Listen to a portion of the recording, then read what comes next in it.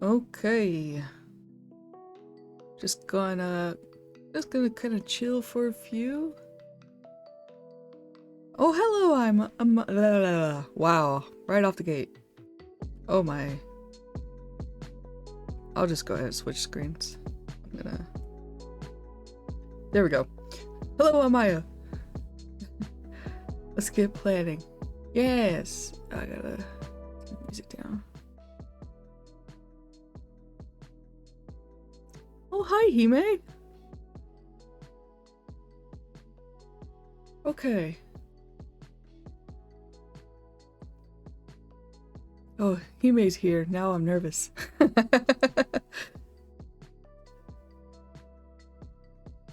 Hi, Cheeky. Good morning.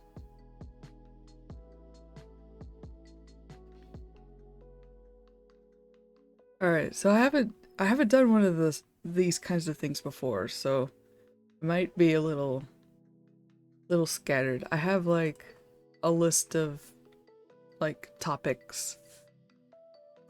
I did not prepare for any of those for the most part because I was unexpectedly busy and also kind of zonked out yesterday after our stream. I think it's the change in weather. We had some weather highs and then some weather lows, and everything just hurt for no reason yesterday. Here to chill, my family's all asleep, so I'm just hanging out here while I knit. Yeah, I hope to knit tonight. I need to keep working on my Ruana. I haven't worked on it in a while. Finishing up cooking and pulling out my story engine cards. Yes! I have all 3 decks off to the side. Gonna pull those out during the stream. Okay, yeah, so hello, I am Zachary. I am your friendly waypoint in the Vale. And today, I'm gonna do kind of a fun little prompt kind of workshop-y thing. I don't know if it's really a workshop. Oh my god. Sorry, the cat. The old man is yelling. I don't know how well he gets picked up from this distance with my mic, but to my ears, he is quite loud.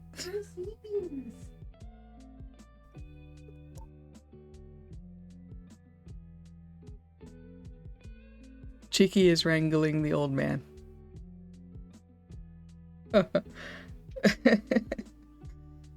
Drove 7-hour round trip?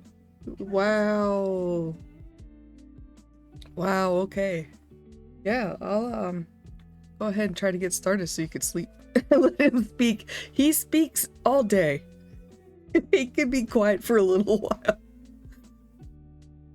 Well, I mean, when he's sleeping, he's not talking. But of course, he has to time his nap times when nothing is going on. And then when everything is going on, that's when he's like, I'm going to yell as loudly as I can in the hallway.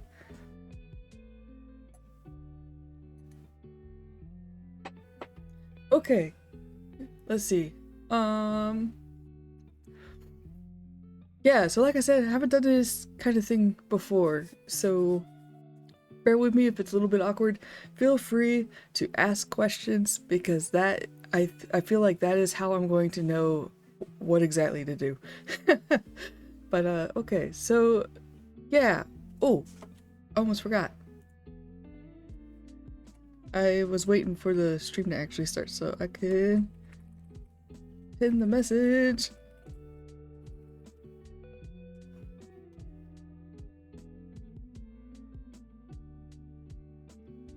Okay, so we're gonna be approaching this mostly from an agnostic kind of way, so not really like system dependent for the first part. And then the second part is going to be related to Legends of Azeroth, though it is going to kind of come up when I talk about in-game oracles. But yeah, so Legends of Azeroth, it is going to start crowdfunding in 1 day and 24 hours and 55 minutes. We are almost there. It is almost Tuesday. Quite exciting. Look forward to it. It's gonna be excellent. I promise. Let's make a character and a plot point, show how to use them. It's super overwhelming for me, so I don't know where to start or how to start or what I need, so I put them all away and avoid them. Oh yeah. Yeah, see, meanwhile I go ahead and I break open the plastic and I'm like, ooh, shiny stuff. Ooh, cards. Yeah. So I've mentioned to you before, but I'm not like fully sure that I could really describe like how my brain functions when I look at such things. So that's why we were like, oh, maybe some more examples then. So I'll like actually use them and then you can ask more questions there and then we can see how it goes. And yes, this stream was inspired by the one and only Guardian Stream Angel, Amaya. Thank you very much.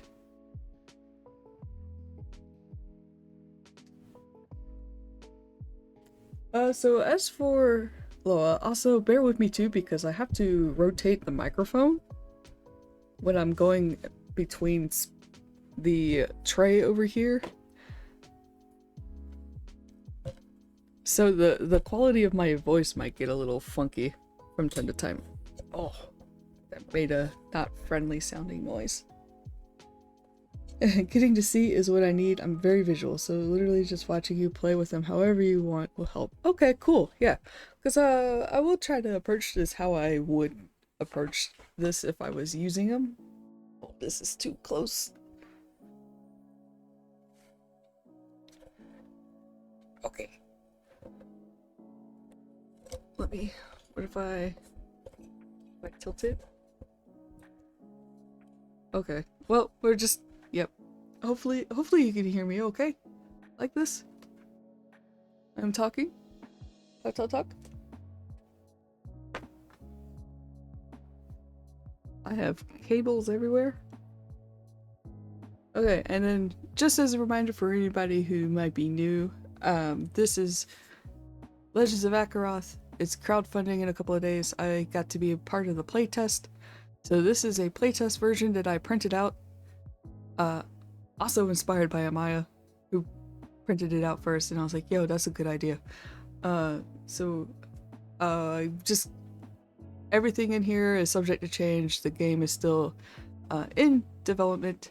It is not final yet, but it is in a very playable state, which is why I've been playing it for about 2 months now. Oh, I sound good? Awesome. Okay.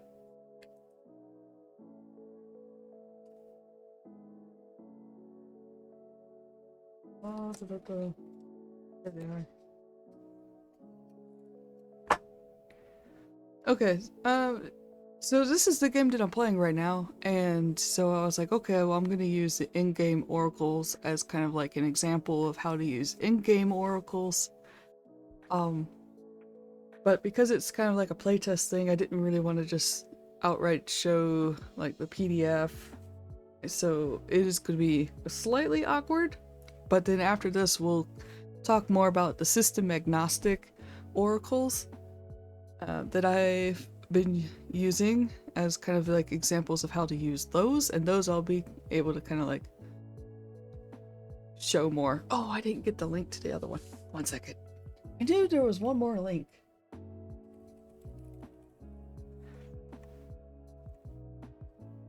But I woke up this morning and it felt like not a good brain day. But we are out here doing our best, and the sun is starting to come out, so that's nice. I printed it and he immediately updated it twice in the same day.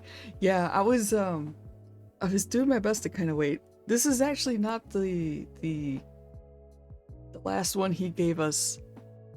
So there's like a couple of sections that are outdated, but I actually haven't used those sections, so it hasn't really mattered. Printing Ash's games is not safe. No. No, but I knew what I was in for, and I really wanted to print it out because in this version, it's not the final version, but in this version, some of the tables are a little scattered. So I thought to print it out and kind of rearrange it to a more, or at least how I play or was playing. I put a like shuffled a couple of things. Okay. All right. So let's see. So for an in-game oracle, maybe I'll. All right. So also when I'm facing the camera tray, I can't see chat. So I'm going to be kind of rotating back and forth. So if I don't see your question right away, bear with me. I do not have the most like streaming camera friendly setup. I have a little dinner tray with a bed sheet because the dinner tray is very glossy, and so the glare off of the tray with the light is quite intense back into the camera. But my computer setup is over there, so I'm like, but we're gonna do our best. All right, so for in-game oracles, this one in specifically is a kind of like a scene spark. I think there is an actual scene spark table somewhere.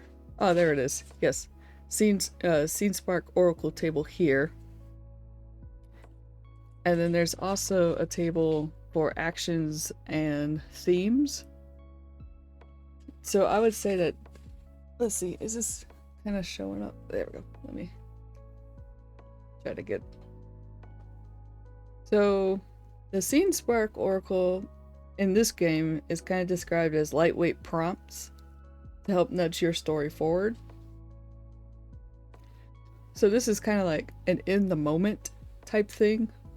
So like someone mistakes you for another.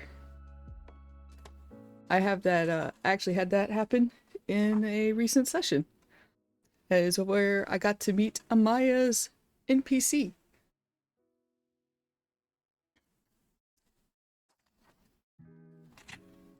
And then the action and theme oracle, I think it's kind of more of like if you want to not have like a fully contained little prompt snippet, but to kind of combine two types of things for something that's a little bit more open that you can work with.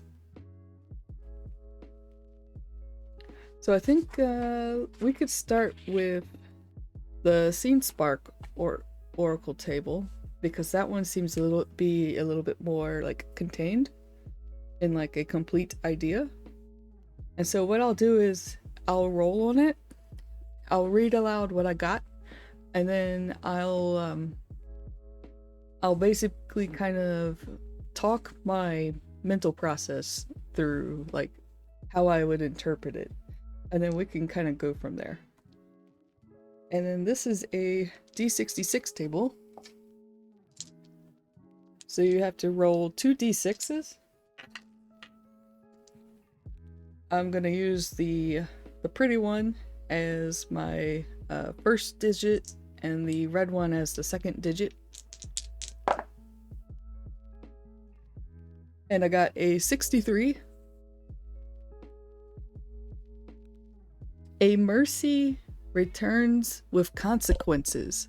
Alright, so I'm just going to jot this down in my notepad in Obsidian because I wanted to kind of compile what we come up with and then kind of turn it into a blog post later for those who have missed it, and then also just notes for the Loa one shot, because I think I didn't mention it yet in the stream, but later on I'm going to create a Legends of Akaroth character and then a plot hook for a one shot to play in Legends of Azeroth, and assuming that my time off request for work gets approved, I'm going to attempt to play the entire one-shot on Friday the 13th in March. Which seems like a bad day to do that kind of thing, but in my household, Friday the 13th is a lucky day, because my sister was actually born on a Friday the 13th. Shout out to my sister. So we've affectionately nicknamed it Spawn Day, and this year there's 2 in a row, so very auspicious for my sister. Okay, so it was a Mercy returns with consequences. Maybe I'll also post this in chat just in case, because I know that y'all can't see my notes in this stream setup. I considered it, but there's so much going on. So the nature of the Mercy would kind of depend on like what's currently happening in the game.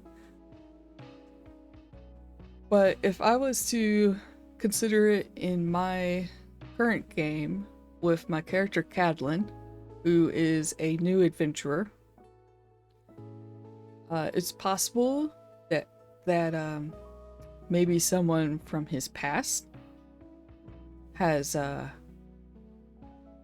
come back or something, but it doesn't necessarily have to be him.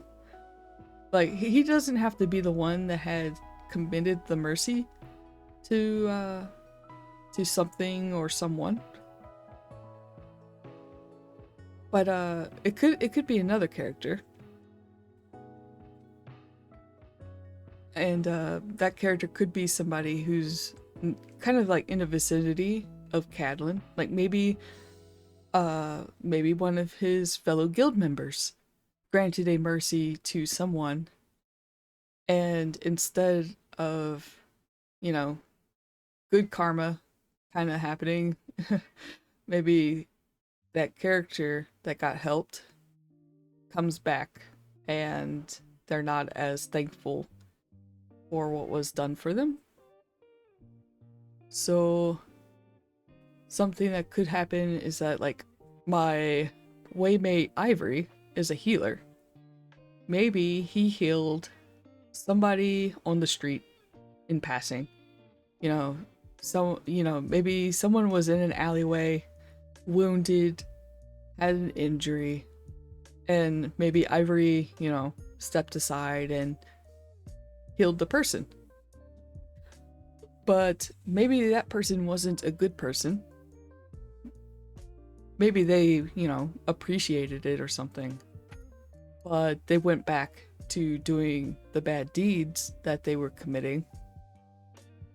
And through a series of events that could be delved into a little bit more detail through other means, one way or another, that character is back doing the bad deeds, and now paths are being crossed again because now Ivory is part of this adventurer guild with my character, and so now they would have to take out this group of people, and then Ivory could recognize that person that he healed a couple of years ago or something, and that would be pretty dramatic.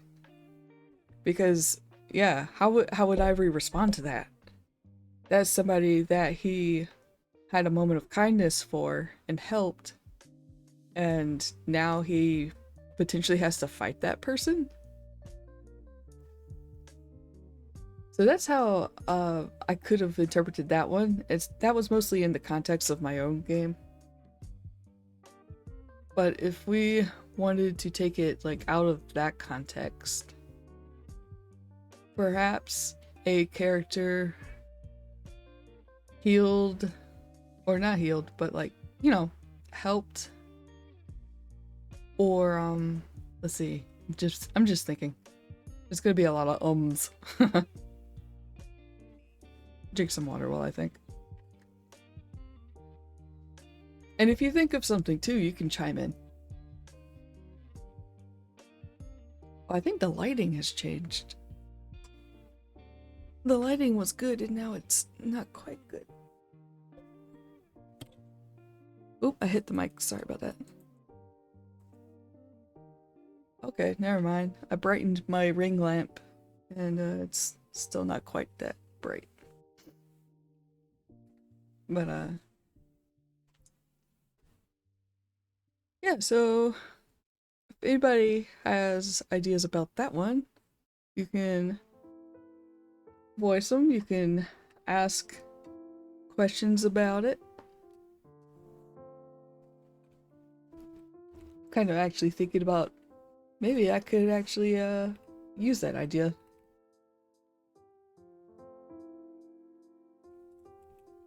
Just gonna write that down.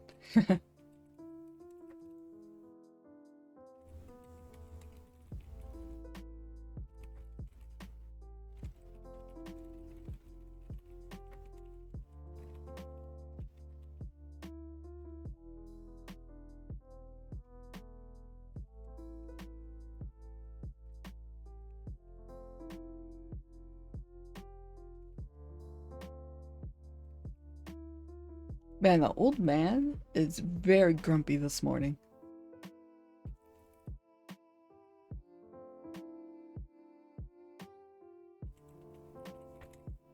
Oh, I finished cooking and did my XP comments. Now I'm 100% focused here. Yeah, no problem. If you need me to repeat anything, just let me know. I'm just writing down the idea that I just spitballed. Because now I'm thinking, oh, that might actually be pretty cool to explore with Ivory's character.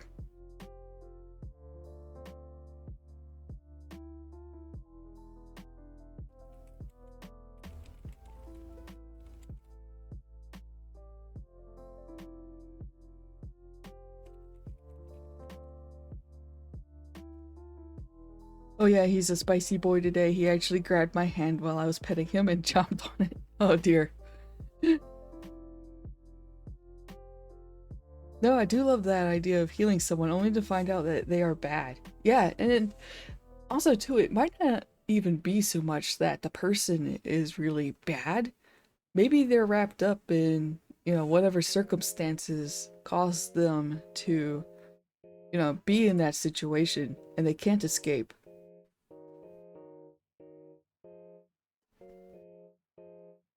Just realized my Fugi is covering some of that. There we go. So maybe they are still trapped. And maybe there's a an opportunity where you could try to convince them to, you know, change their ways or to leave this faction. I might try cracking my door shut a little.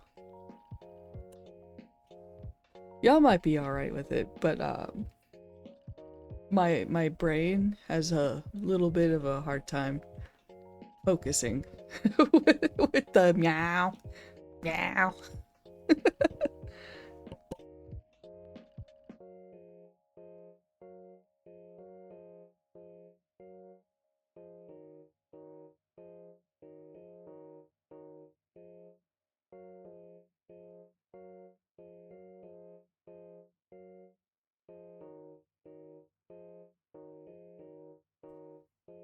I just got up to crack my door shut. You know where he is?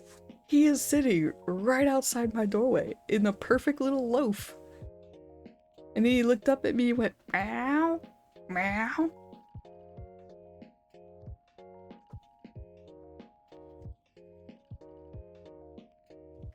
It's so funny because normally they are very good boys, both of our cats. But the moment we hit start streaming, chaos. Okay, I can roll another one. This is a pretty short table in my opinion. It's a D66, so it's 1, 2, 3, 4, 5, 6. Yeah, so it's a 6x6 table. And I like nice long tables. Yeah, he was there for most of the morning too. Their inner gremlins come out to cause chaos. Yeah, like I think my boy is being behaved. I think he was sleeping on the couch in his little cozy spot. But yesterday he was not. He was not well behaved. Yesterday they were both like running up and down causing chaos. Alright, so I got a 12 this time. This one is a messenger arrives with urgency. So that one I could see how it could be pretty challenging to work with, because that could mean a whole like slew of things. I'm gonna write that down just in case. A messenger arrives with urgency. I turned around and he is grumpily loafed in front of your room glaring. Yeah, that's exactly what I just saw.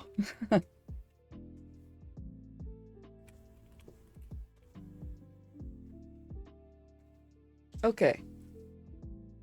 Yeah, so this one I feel like it could be kind of like challenging on first read, because a messenger from where? What does the messenger look like? What is, what is the urgent issue? Where is the urgent issue originating from?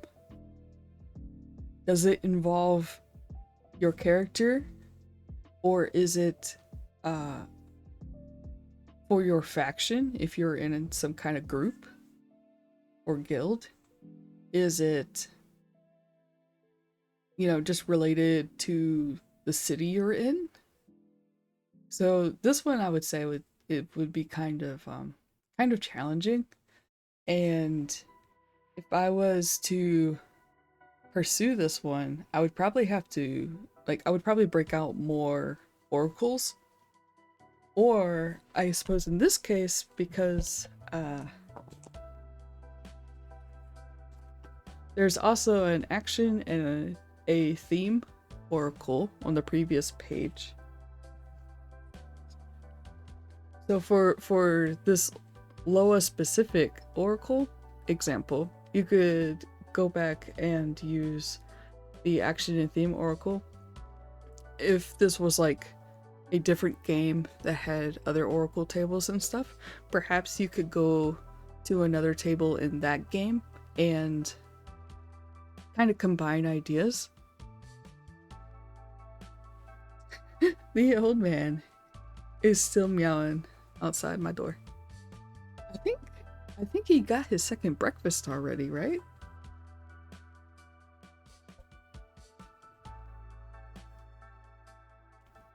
Okay. So both of these are also D6s. Oh, piece of my headphone vinyl just flew off of my head. Hey, what's camera time? He did, yeah. So I have so many oracles that I use or combine on my own whims. Yeah. Um. Yeah, I like to mix and match because, like I said, the D66s, to me they feel kind of short. Um, and I don't know. I just like, wow. I'm sorry. I'm trying not to. I'm trying to block out the meowing. But my brain is having a hard time. Thank you, Cheeky. I hear Cheeky trying to wrangle him again.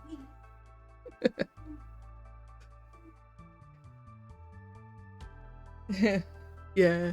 Well, he's not even in my, like, he wasn't even in my room. He just sits in the hallway at, like, the crux of me and Cheeky's rooms.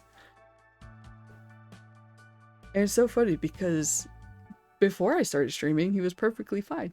And then I start talking into my computer and he's like, I must scream. Okay. Yeah, anyway, I mean, they're kind of short to me, but like that's not too much of an issue with me because I've been slowly collecting oracle tables and stuff like that. Hime is to blame for some of them. Actually, I think it was Hime that recommended the juice oracle, and I'm going to use that before I switch over to the story engine deck. But I've really been liking this one.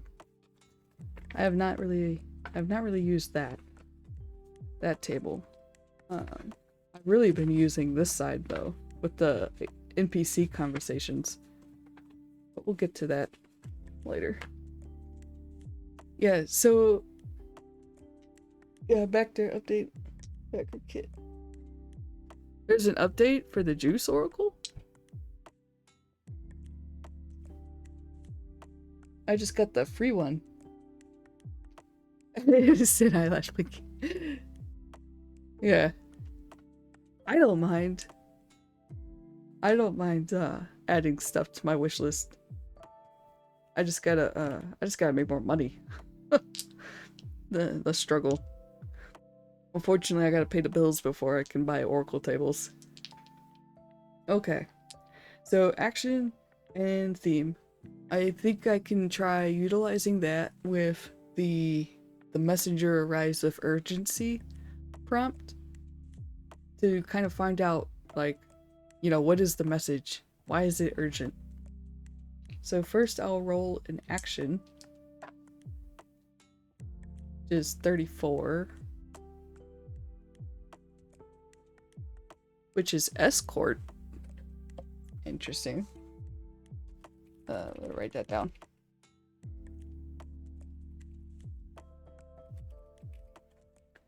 Okay, and then theme 63, which is balance. I gave him a teeny bit more food. Apparently he was criticizing my portions. Where's the financial oracle table when you need one? Ah, yeah, but I don't know, Hime, with your luck. That might not. You might roll. What's the mythic one? Like not likely.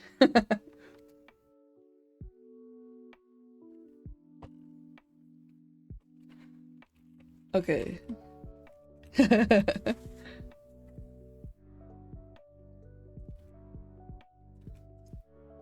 Alright, so we got a message arrives with urgency. There's an action of escort, and a theme is balance. So I don't know what I'll do with the word balance just yet.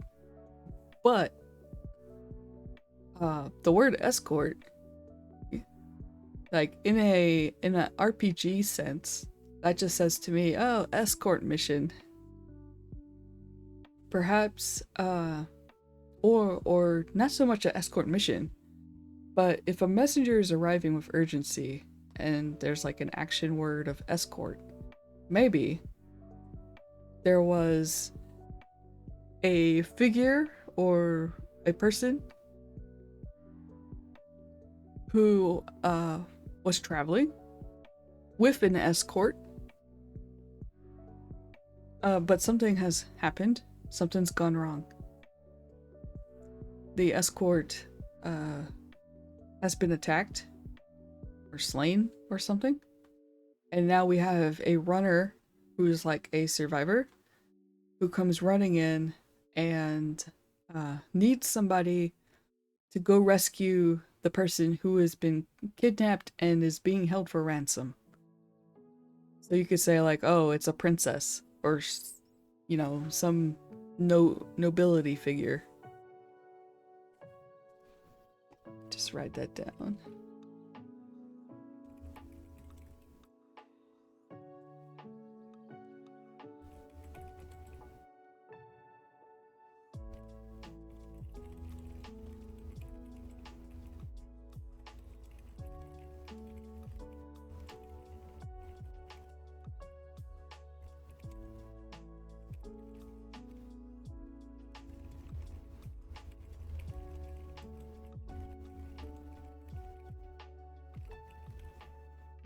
Might not be the same thing I'm thinking.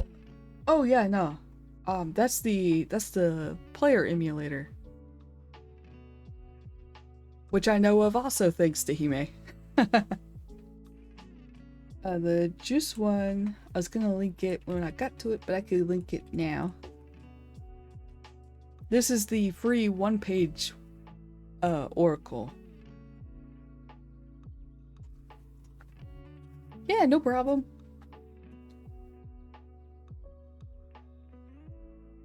I mean, really, we could thank Hime. I'm pretty sure it was Hime that mentioned the juice oracle, and I was like, free, you say? Let me print this out. I like free things. Alright, so I don't know how I would work the word balance into this, but I mean, you don't really, like, if it doesn't fit, you don't have to use it. Which is, you know, it could probably also contribute to paralysis. You know, like, when should I adhere to it? When do I not have to adhere to it? But it can be kind of helpful though, because I don't need to try to squeeze the theme of balance. Like, maybe there's a trap somewhere or something where there's, you know, balance, like a balancing act or something. Or maybe less literally, maybe this person of importance being kidnapped upsets the balance of a delicate political tension. Maybe there's a war going on, or you know, the calm before the storm, where two nations are threatening to come to war with each other. And then this, you know, like, person of importance gets kidnapped. Their escort is slain. Maybe it's the enemy nation, or, you know, soon to be enemy nation. But maybe that nation is not actually behind the kidnapping, but it's being made to look like the nation is behind the kidnapping. Maybe there's a third party that wants to see the two nations come to war, because they'll benefit from it for some reason.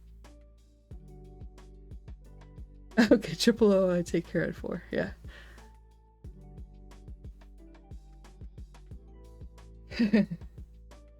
Alright, never mind. I wound up working the word balance into there after all. I think too, sometimes it kind of helps if you kind of talk it out loud. It's sort of similar to the rubber duck method. The rubber duck method, I'm aware of it in programming, where if you have a problem with your code or something, the example used a rubber duck, where you have a rubber duck sitting on your desk and you would talk through the problem out loud to the rubber duck, because sometimes just the act of talking and saying it out loud reveals to you the problem. Taking off the plastic hurts my soul. No, don't let it hurt your soul. It's gonna free your soul. Your creative, like, your creative spirit is going to be unleashed. Now I sound like some kind of new age cult. Is it really called new age still though? I don't really know. It's okay, Amaya. This means you can play with the cards now. Yeah. I keep the plastic screens on my electronics. Yeah. Yeah, nah, I peel them off. I don't use a screen protector for my phone either. Cheeky does, but I don't like the yeah, I don't like it. Let's see. So was there Any questions or ideas or suggestions about using like the Loa tables as an example of in-game oracles? I could use another one too. Even as a kid, my dad tried paying me $20 so he could peel it off. Wow. Oh, that's true. You do use your stylus on your phone a lot. And I do wish I had gotten a screen protector for my Wacom tablet because, yeah, there's scratches in the center, and this model did not come with a screen protector pre-applied. This was the first time I've ever had a screen tablet. Before then, I had a screenless model. I had an Intuos. So there was no screen, but you would draw while looking at the monitor. So at the time, it didn't really occur to me that I would be scratching up the screen. So now I have like a circular scratch zone in the middle of the tablet. Yeah, there is some wasted space. For the lore box, I can actually fit the expansion boxes. But I mean, I guess it makes sense because if you buy the expansion packs, you can add them into the core decks if you wanted. You don't have to keep them separate if you know that you're going to use them a lot. Or if you don't mind drawing again. Oh, hold on a sec. Yes, I know. I have stuff all over my bed. Hi, hello. Yes, you're being a good boy this morning. Yes, I know, I have boxes on my... Okay. My cat just hopped up on my bed, and my bed is where he also likes to sleep, and I have my story engine boxes on my bed, and he's like, what is this? Why is this here? But yeah, so theoretically, the card decks can get thicker. I bought the fantasy expansion for the story engine, for example, and since I primarily work with fantasy, I just went ahead and shuffled them into the decks. Because I use fantasy for like 90% of my media. So I can see why like there would be extra space in the boxes. They do also sell storage boxes for cards where there's no little trays. They are just a box that are card sized, and then you would just fill those up. And then those come in different sizes too, if I remember right. But I don't. The problem then becomes, what do I do with the original boxes? Because I would feel so bad throwing these away because they're so nice.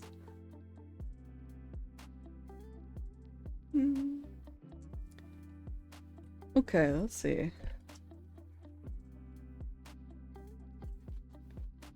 Maybe maybe I'll roll on an event table, because that's kind of a different type of oracle table where there's a little bit more context in the prompt.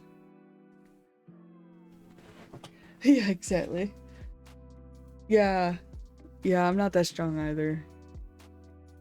So for now, I just have the 3 large core boxes. Let's see, what biome is this?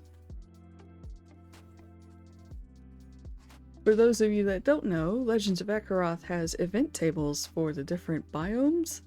There's a D12 encounter table, and then there's a whopping D100 table for other events that you would use attribute checks for. So this is a forest table. So let me roll on this. We can kind of interpret what happens, and then we'll move on to the system agnostic stuff. This is the right die, right? Okay. I think it was a 1. Doesn't really matter. So I got a 61. Okay. Flip to here and then bring it to my mole eyes. Two crest wings screech at each other overhead in a territorial dispute. Overhead? What, are they flying? I didn't think those little dudes could actually fly, to be honest. On a failure, the commotion shifts towards you and disrupts your movement. On a success, their behavior warns you of nearby danger or opportunity. Alright, so that one's got kind of some nuance. Let me write that down and then I'll paste it for y'all.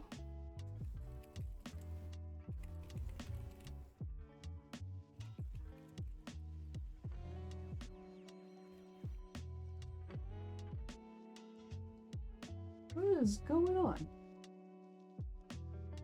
What was that? Something just thumped in the hallway and now the old man is at it again. He is so unhappy this morning that I am just talking to the computer again.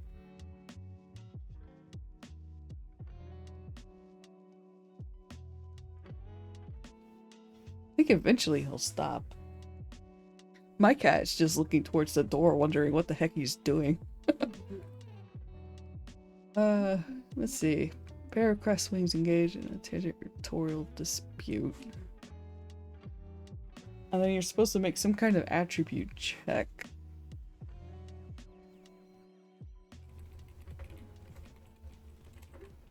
Where failure means they bring their drama to you.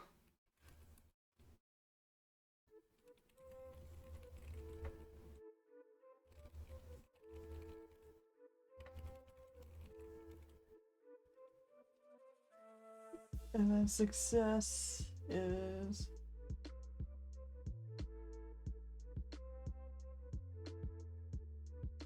their behavior warns you of nearby danger or something.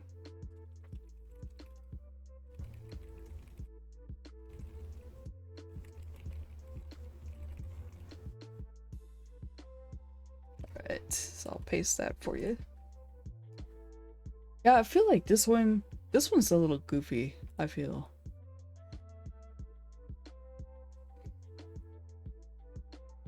So for failure, you make some kind of attribute check here, and you would decide what to do or what to use.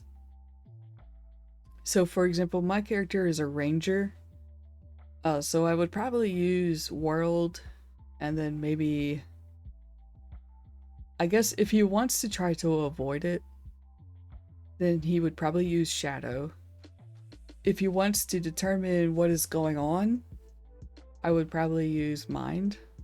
So then I would roll those two stats. One of either mind or shadow, based on the context of what my character wants to do. And then combine that with world for like a nature type check. And then, yeah, I guess on fail, their drama would head my way. Perhaps I would have to fight two crest wings. Maybe they spot me and decide to attack me. You could, depending on like how you're treating creatures, you could probably try to do it in a peaceful way. Like once I had two furballs that were fighting over a ration, or fighting over a piece of fruit, and instead of engaging them in combat, I had my character throw a ration at them. You know, like, oh, now they each have something to eat, you know? But I had like a mixed success, so I had to throw down the second ration because the other furball was like, hey, where's mine? I'm gonna hit you with my hammer if you don't give me one too. So I lost two rations, but I didn't have to fight the furballs that time. So something similar could be done here, maybe, depending on how you view the creatures. If you think that you could step in and break them up, if they seem kind of intelligent, or if you view them as kind of more like aggressive, dangerous creatures, that might not be feasible. You could probably also try avoiding them completely, especially if they're not exactly blocking your way. And then as for like the success that it describes, it talks about like, oh, their behavior warns you of nearby danger. Perhaps something is encroaching on one Crestwing's territory, and that is why they are fighting. And perhaps that tips you off to there being another creature in the vicinity. Maybe it's a creature that you are hunting.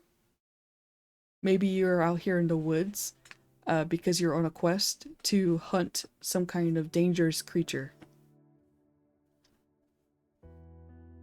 And so you could use the context of your current goal to kind of flavor the events that you bump into. I hope that makes sense. Let me drink some water real quick.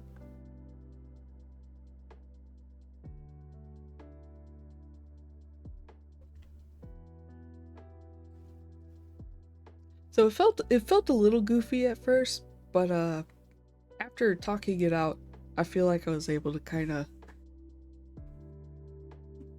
align it with my brain a little. It might too just be kind of like how it's worded.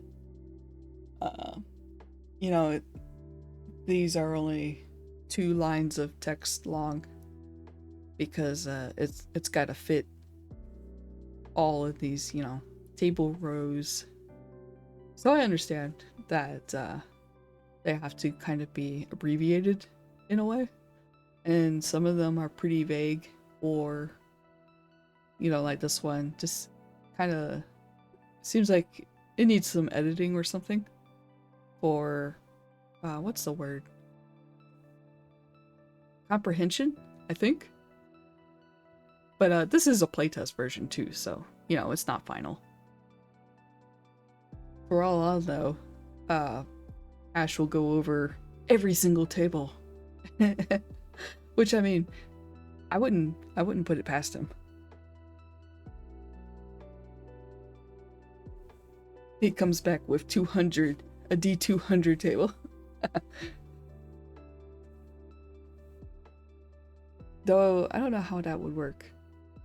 I guess you would have to flip a coin for the 1 and 2. As your, like, your D2 dice.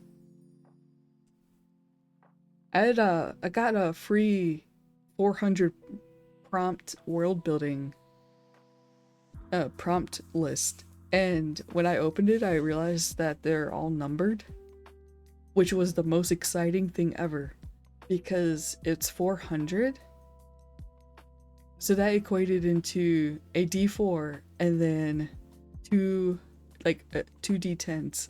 So now I can actually roll for a random world building prompt out of that list. That was so exciting. I did that last weekend. A misunderstood miser wants to unmask the conspiracy of a besieged museum, but it will take them somewhere they never wanted to go. My partner and I basically made Indiana Jones.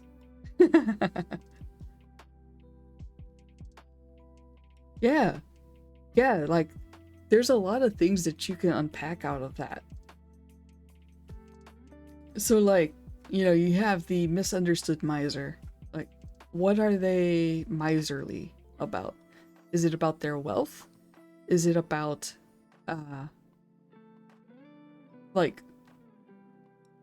so like maybe they work for the museum Oh man. Now my cat has gotten peeved, I think, that the old man is causing a ruckus. And now he's like chasing him. Ah, these boys. I promise you, they are good boys. Love them to bits.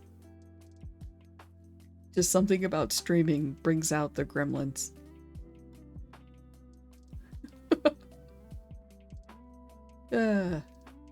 Oh yeah, so maybe they work for the museum. Also, sorry, I just realized I started spitballing off of your own idea. I probably should have asked first. My bad.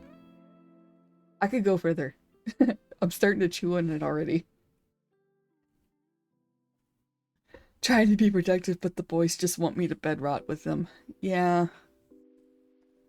They don't understand that we don't get to sleep for 12 hours out of the day. And during the daytime. Although really I think my boy sleeps for like... he sleeps like 20 hours. Usually. Right now he is not sleeping.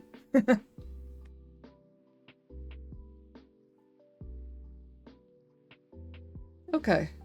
So yeah, I think if there's no real questions or requests for more examples out of a game book, I picked Loa because that's the one that I'm currently using and most familiar with. There are, you know, different tables in different games. But I think Hime's video did a great job at kind of covering those. I should link that one too. Let me go find it. Just in case anybody watching doesn't know. I don't have the shout out thing either. I should try to figure out that shout out. Oh wait. Is it? How do I forget all these things. What if can I click it through here? No, I don't want to do that. Yes, why is this so tiny? How do I do the thing? I know Cheeky told me how to do it, but man, if I don't remember how to do it.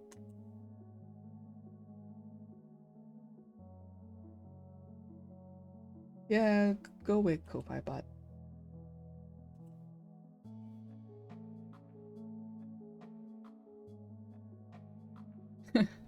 Cheeky, how do I do shoutouts again?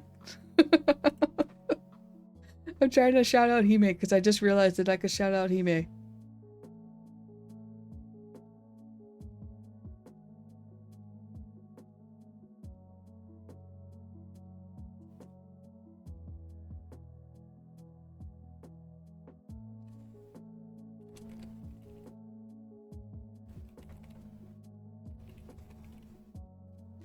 Thank you.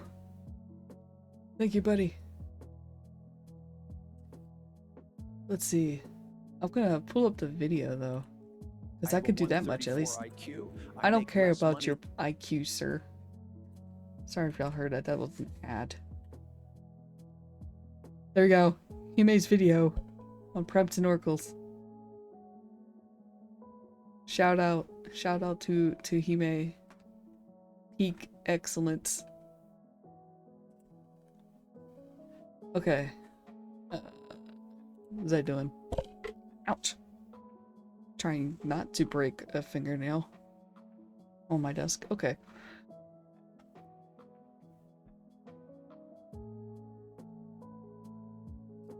Oh, it's not doing anything. Is it not working?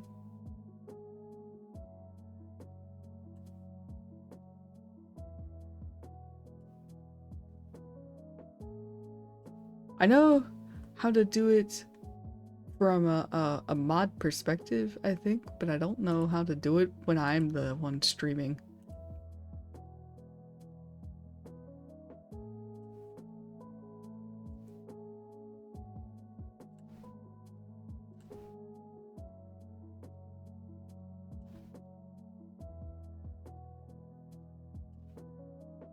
I need to find some kind of quick reference someday. Oh, now my boy is crying in the hallway. Or over by the kitchen, I think. Okay, I'm gonna put this away and we're gonna switch to the agnostic stuff. Oh, come here. Shake it loose. Okay. Oop! I dropped it. Oh, okay.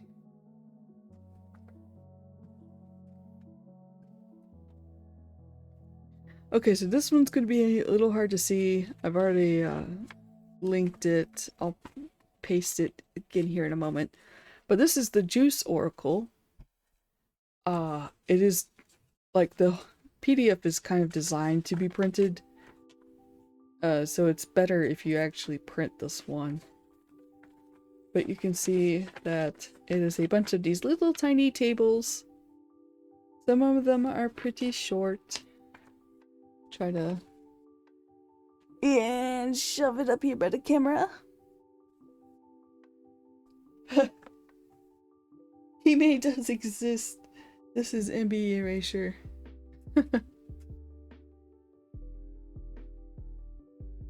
Maybe I could just link the channel.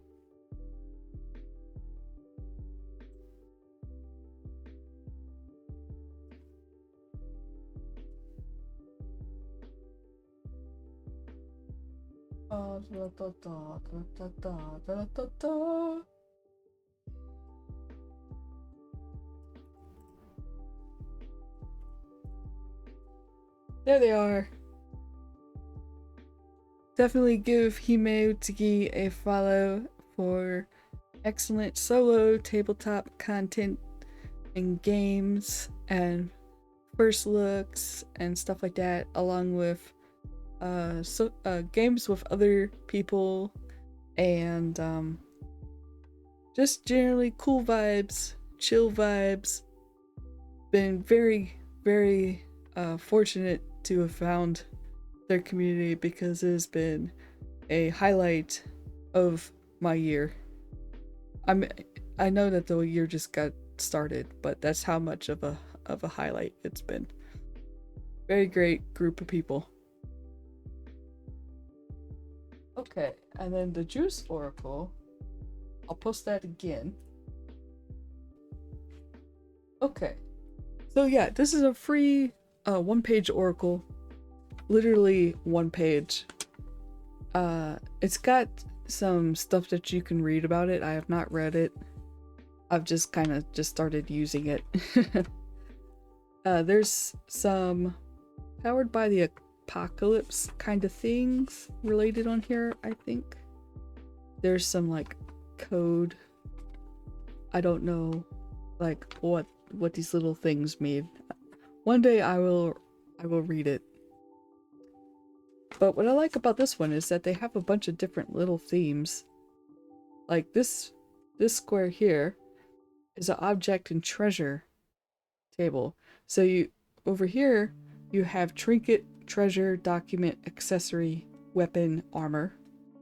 And you could roll a number to get one of those.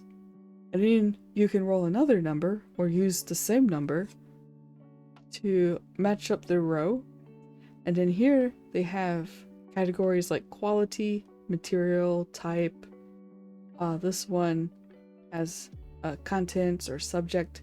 So you could roll an object or treasure basically just one table, or like one or two rolls right here off of this one table, which is really cool. And then my favorite section on here is this side. This is 4 D100 tables for extended NPC conversation. So this one is for type of information, topic of information, companion response, and extended NPC dialogue topic. I've used this one a couple of times to help me with NPC dialogue, or where I'm like, okay, I feel like this would be a moment where I could try talking to my like NPC who I'm with. Or, you know, like, my character Cadlin was walking to the guild house with the guild master. And I was like, okay, they're probably going to be talking, but what are they going to be talking about? So I rolled on this table and I got the prompt, what was it? Some kind of political news? And I can't remember what else I rolled, but it was something about politics. Some kind of political detail. And after rolling a couple of more things on other tables, I eventually determined that Deezen mentioned a rumor regarding a new council member in another settlement, a small town, and it was pretty noteworthy. Cadlin doesn't really know too much about why it's noteworthy, but I was able to kind of spin it off into its own little like plot thread, and I squirreled it away. So now I have this detail. So now if I go to that town with my character, I already have like a little bit of a backdrop for like what I'm walking into. You all have made my year. Oh, thanks. You helped, okay, Amaya? I just want to say that you helped a lot. Before I do any rolls on this, I do need to take a bathroom break. So I will be back. Where's my... Oh, there it is, but it's hidden. Oh, and I need to move it somewhere. There we go. Just move it over my head. Alright, so I'll be right back. Feel free to drop any questions, or if you saw something on the store page for the Juice Oracle and you want me to try rolling on that, let me know. Otherwise, I'll maybe pick a couple of things off of the table and give them a roll. So I'll be right back.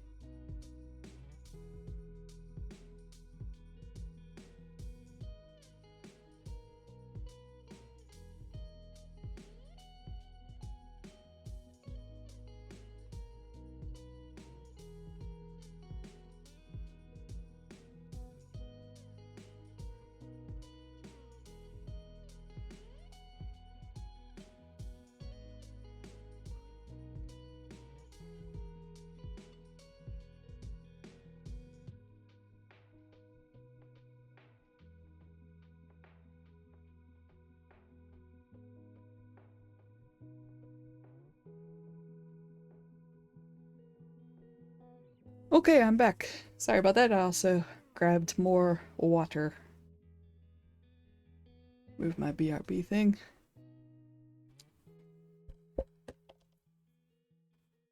Oh man, y'all. Guess what just got announced? Alright, so it is in my pinned message. The Legends of Azeroth Backer Kit campaign, which is launching on Tuesday, 9 a.m. Central Time for us Central people, 10 a.m. for East Coast, and then, come on, do the math, 7 a.m. for Pacific. So yes, it is launching soon. They just sent out an email announcing that not only did we get enough followers to unlock VTT or virtual tabletop support, but we have also unlocked Obsidian support. That's right, Obsidian, which is the note-taking software that I use for my Loa game. So it looks like they are going to release support for Obsidian, which is really cool because yeah, there are some things that I've kind of set up for myself, but I am a little bit more comfortable poking at like CSS, HTML, that kind of thing. And some people aren't. And I'm utilizing plugins for other game systems, like the Draw Steel plugin. Actually, hold on, let me pull this up real quick, just as a little bit of peeking as to what I'm talking about. Oh, that is not the right. Well. Alright, it won't display the right Obsidian because I have... What about now? There we go. So like right now, I'm using this a Draw Steel plugin for Obsidian for my little counters and stat block. So that's exciting. We might have an actual plugin for Legends of Azeroth. Really cool stuff. So if you're not following the campaign, definitely give it a follow.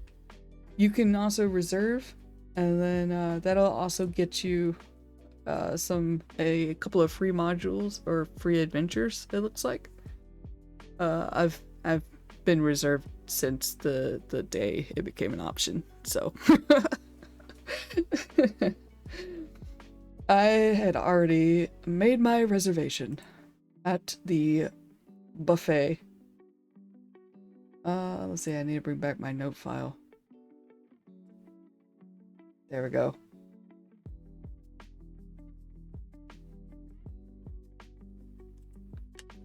That was my personal project Obsidian Vault that I just created recently that y'all saw. Sticking notes in. Oh, I just tried to drink from a cup that had no straw because I forgot it does not have a straw anymore. It broke. That cup broke, so I'll have to switch lids.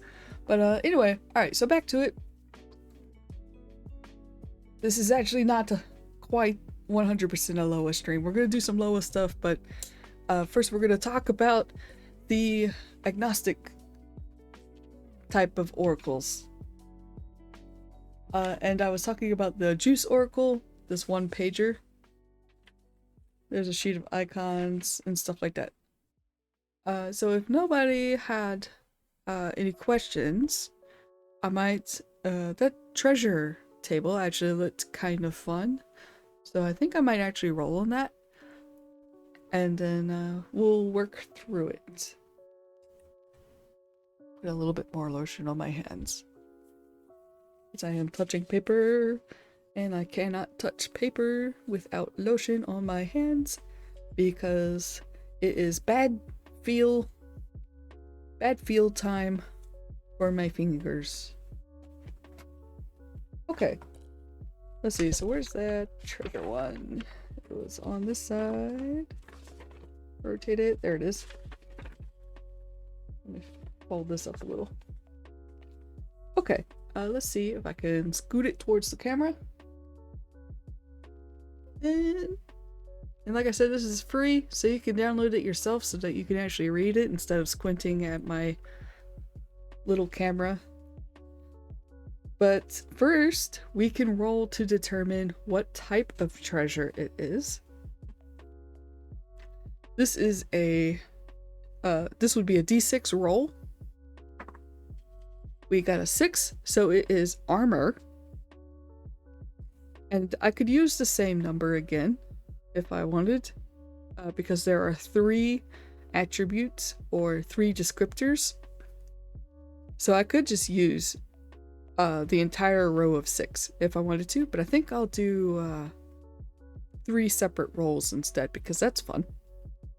Any excuse to roll more dice, right? 3 for quality would be tattered.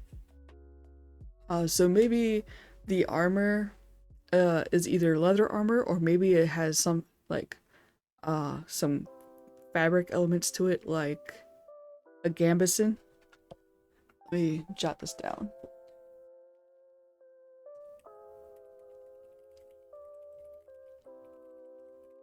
I'm gonna roll list out the traits and then paste that in chat when we have them all.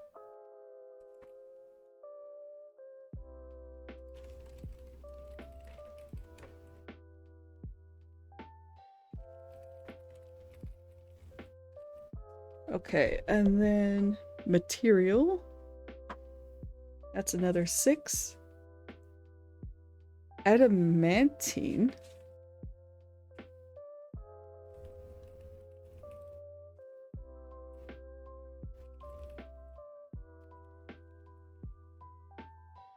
And then type will be 4.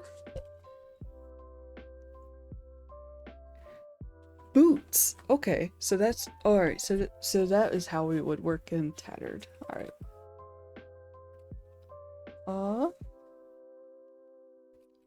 Type is boots.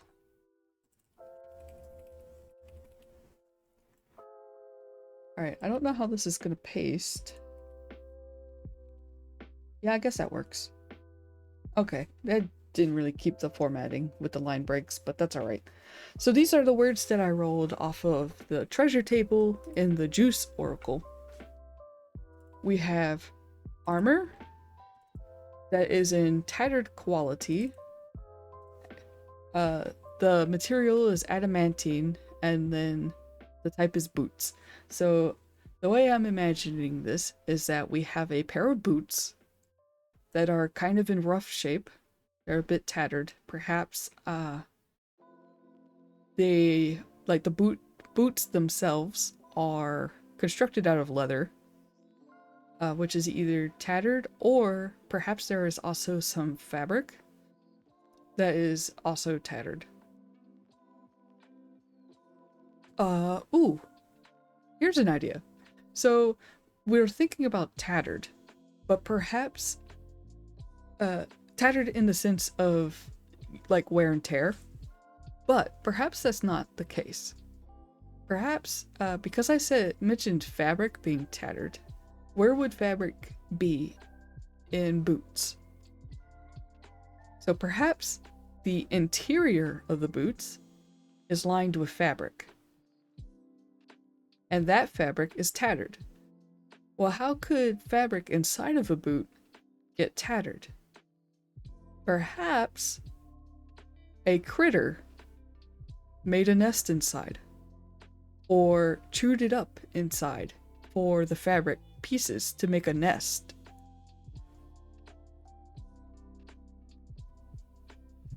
And the importance or the like note of this, the noteworthiness of this could depend on what's going on in your story.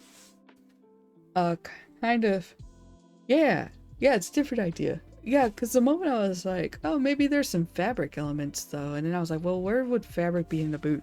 So I was trying to visualize kind of like a boot design in my head, like maybe there was like fabric cuffs or something. And then it hit me like, oh, what about fabric lining? And like, yeah, you could probably wear out the lining inside. I mean, just look at my shoes with the insoles where the cheap material starts getting shredded because of the friction of my feet with the socks against the material. But that stuff is also pretty cheaply made these days.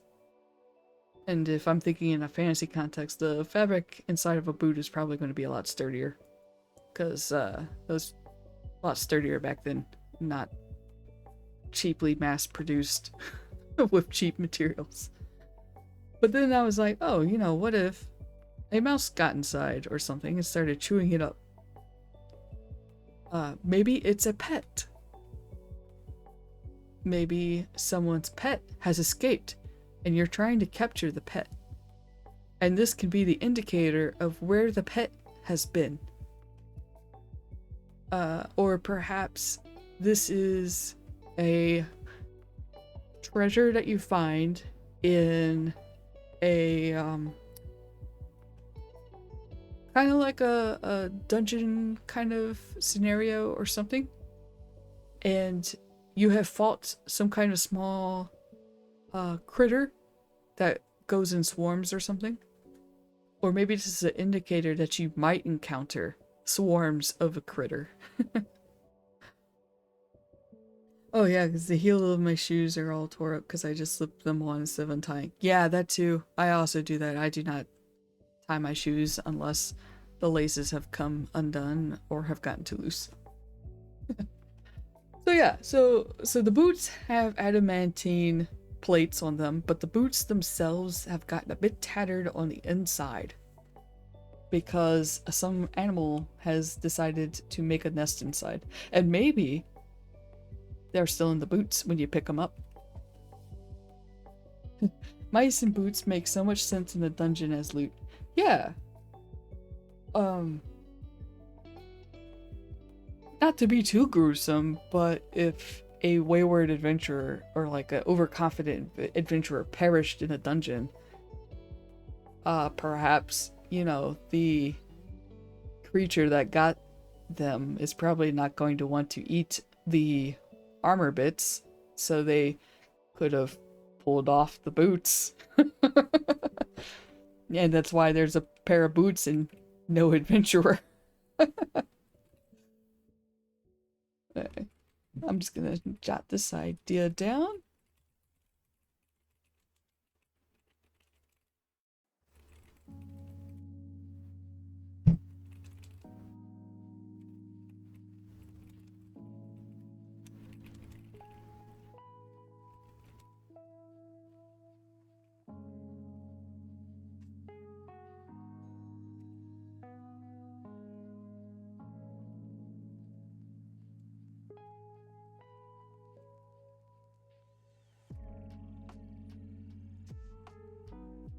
Alright, cool. So yeah, and like, I feel like I didn't do too many leaps and hurdles. I just sort of took the time to think about what I rolled, kind of thought it out loud in this case. If you come by me one more time, sir, I'm going to pick you up and hold you under the camera. And you didn't like that when I did that to you last time.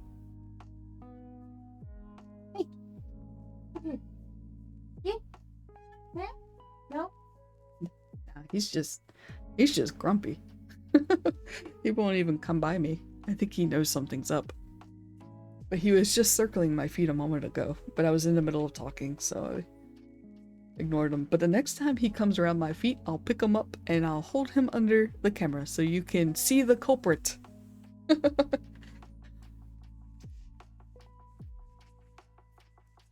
Because he is small enough and light enough for me to pick up and hold under the camera. My boy is not small enough or light enough to do that with. He is made of pudding. He just went into Cheeky's room to probably yell at her. Cheeky is also sitting at her computer today, trying to be productive, while her son is running up and down, caterwauling. Okay, so yeah, that was the treasure table off of the Juice Oracle. So I think now what I'll do is use one of the NPC dialogue conversations. I've used it a couple of times in the in my Loa game.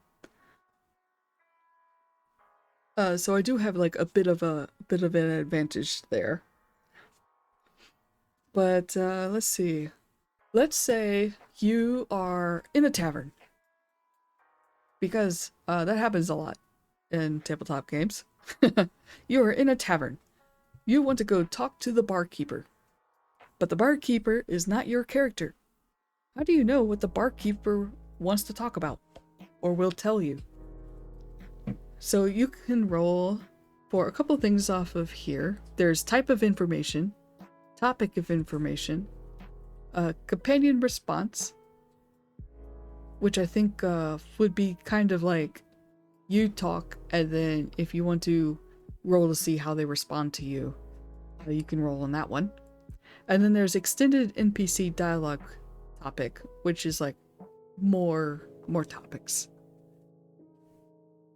These are D100s, so I'll just roll one time, and then I'll read the prompts I got off of each one.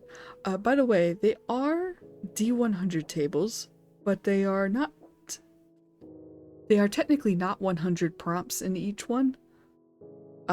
So for like example, topic of information, if you roll a 25 to a 27, you would get this one prompt.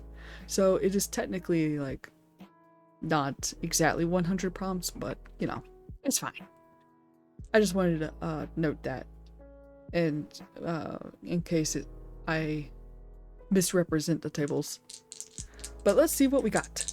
I got a 57. So for type of information, that would be a spiritual loss involving and blank, basically involving blank.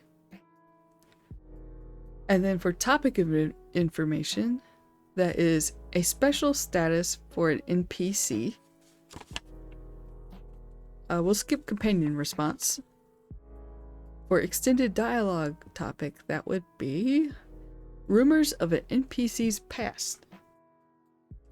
So let me write these down, and then we could kind of because basically from here you could pick at whichever one makes the most sense for your character to kind of talk about, or whichever one you feel is like most appropriate, or you have an idea for right away. Alright, so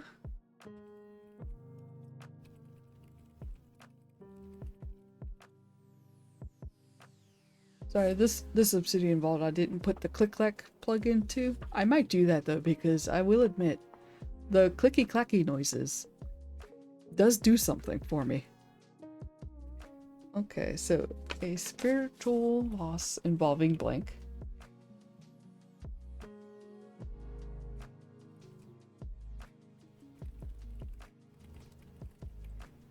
Oop.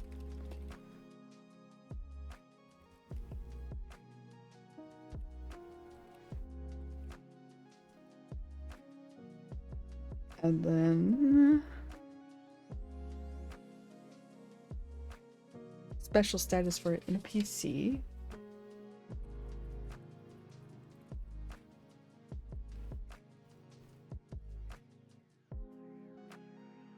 And then rumors of an NPC's past.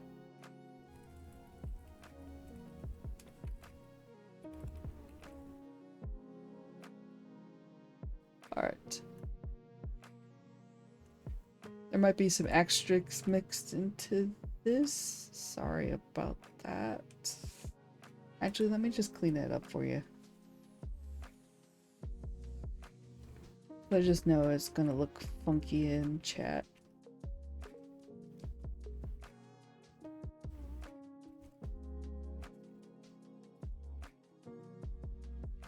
There we go. Okay.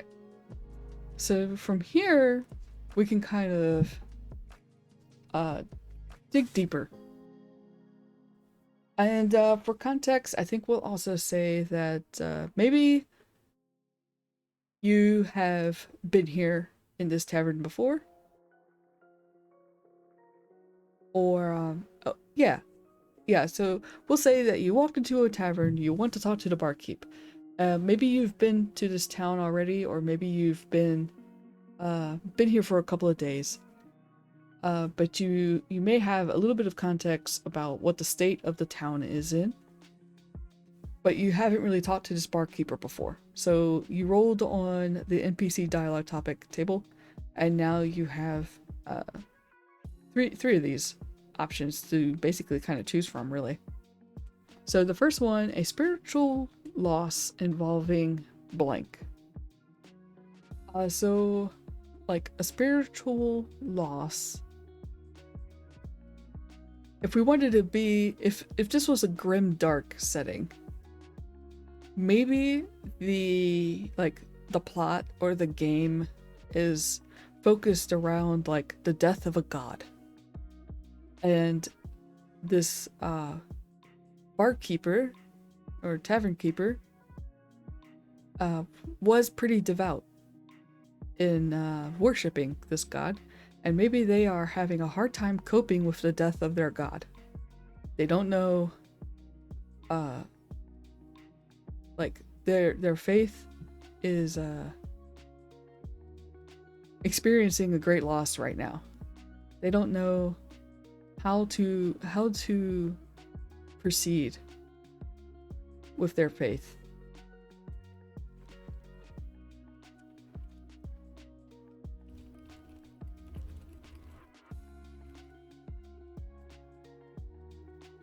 Just gonna jot this down as, like, I don't know, potential ideas for later day or something.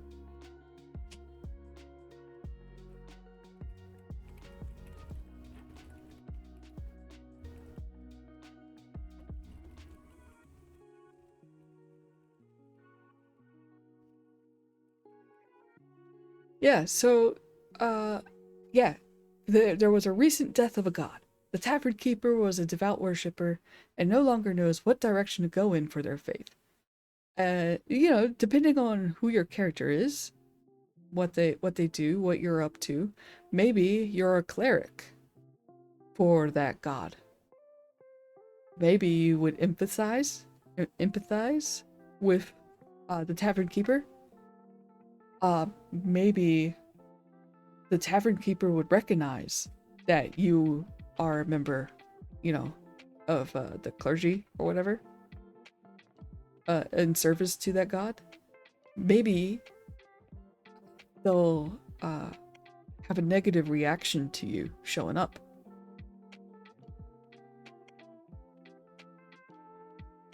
Maybe you could offer them some comfort as kind of like, you know, a fellow worshiper of the faith. Or maybe you are just as numb as they are, just as lost.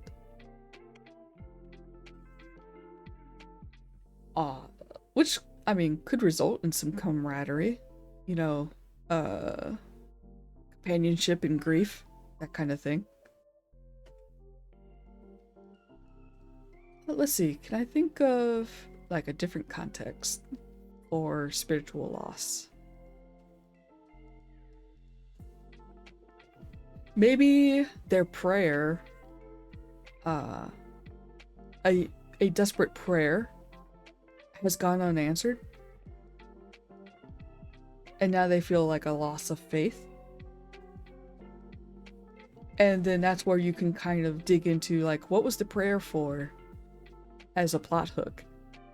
Maybe their little girl has gotten lost in the woods. No one's been able to find her, and it's been like a week. And now they're just like, I just want closure. I just wanted to find, you know, her body so that we can put her to rest, you know, and not have her spirit wandering everywhere. And then you could take up that quest to find the missing little girl in whatever state she's in. Sorry, this got a little dark. But hey, you know, maybe she's alive. Maybe Fae were involved. And they've tricked the little girl, you know, lured her in. Because it could still have a happy ending, you know. But the tavern keeper would still have experienced this loss of faith. Or spiritual loss. Okay. Let's move on before I get like really depressing. Alright, so a special status for an NPC. Maybe you just recently saved a town. Well, it says NPC, not PC. So I was gonna say like, oh, maybe you just saved a town and now you get a discount as the hero or something. But it says NPC. So a special status for NPC. Maybe somebody, someone with money and connections, just kind of showed up in town, and they're getting a special status. They're being treated specially because of their status or something. I have like a little bit of a thought vaguely forming in my head. Let me drink some water.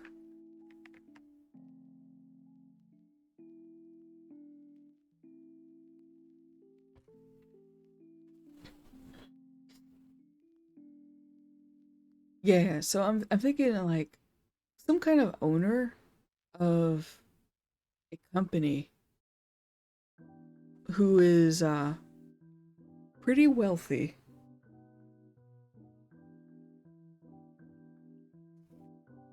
And they've come into town to strike some kind of deal with like the leadership. Maybe there's some kind of resource nearby, like they want to harvest or gather the resource, like mining or something. And the leadership of the town is excited because, you know, oh, this is going to bring jobs. We're going to bring wealth to this town.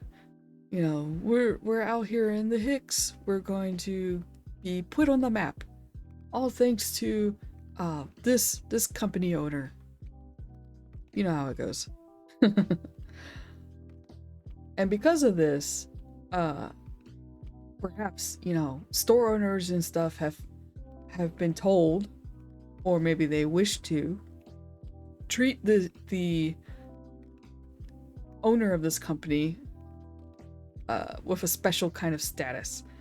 Like, you know, they kind of have to cater to their whims or something. And maybe the tavern keeper doesn't like that. Which, I mean, valid, really. Let me type that down. So the owner of a company that has struck a deal with the town's leadership is receiving special status.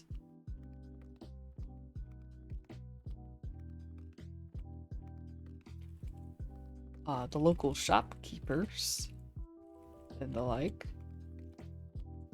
are treating them with, what's it, deferential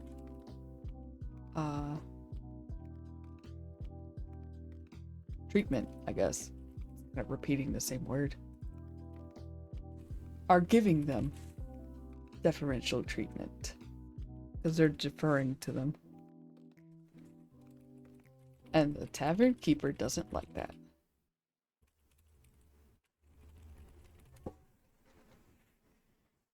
So from here you can kind of spin off into like, kind of like why the tavern keeper doesn't like this.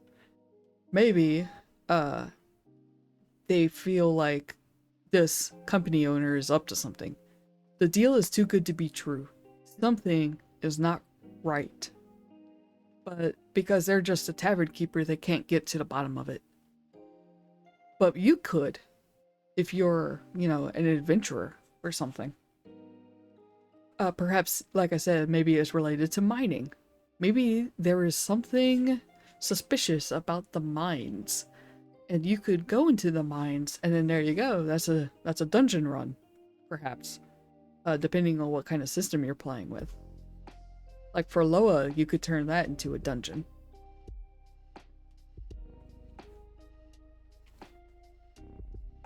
I gotta scratch an itch. Okay, there we go. And then the next one is rumors of an NPC's past. You could actually tie that one into this one as well. Maybe the tavern keeper doesn't trust this company owner because of rumors about the owner's past. Maybe there was some kind of incident in the past that got covered up, and no one seems to ever talk about it anymore. But the tavern keeper is never forgotten. Maybe they had a family member that was impacted by that incident. And that's why? Because they have like a personal stake in it. So that is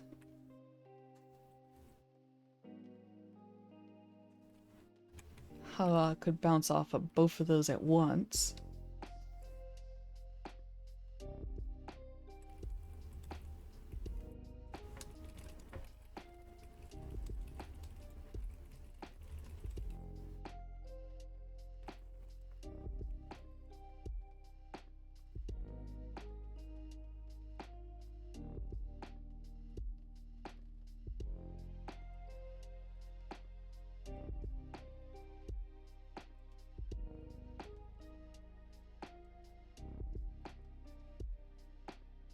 Alright, there we go.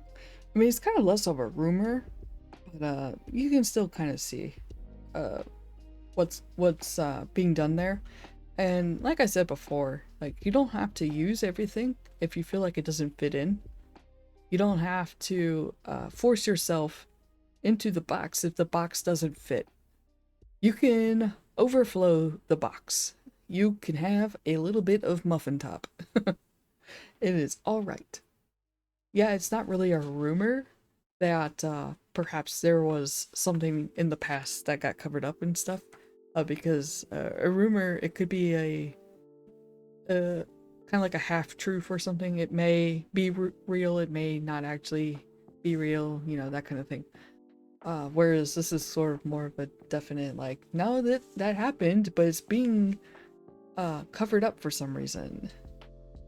Probably to the advantage of the company owner.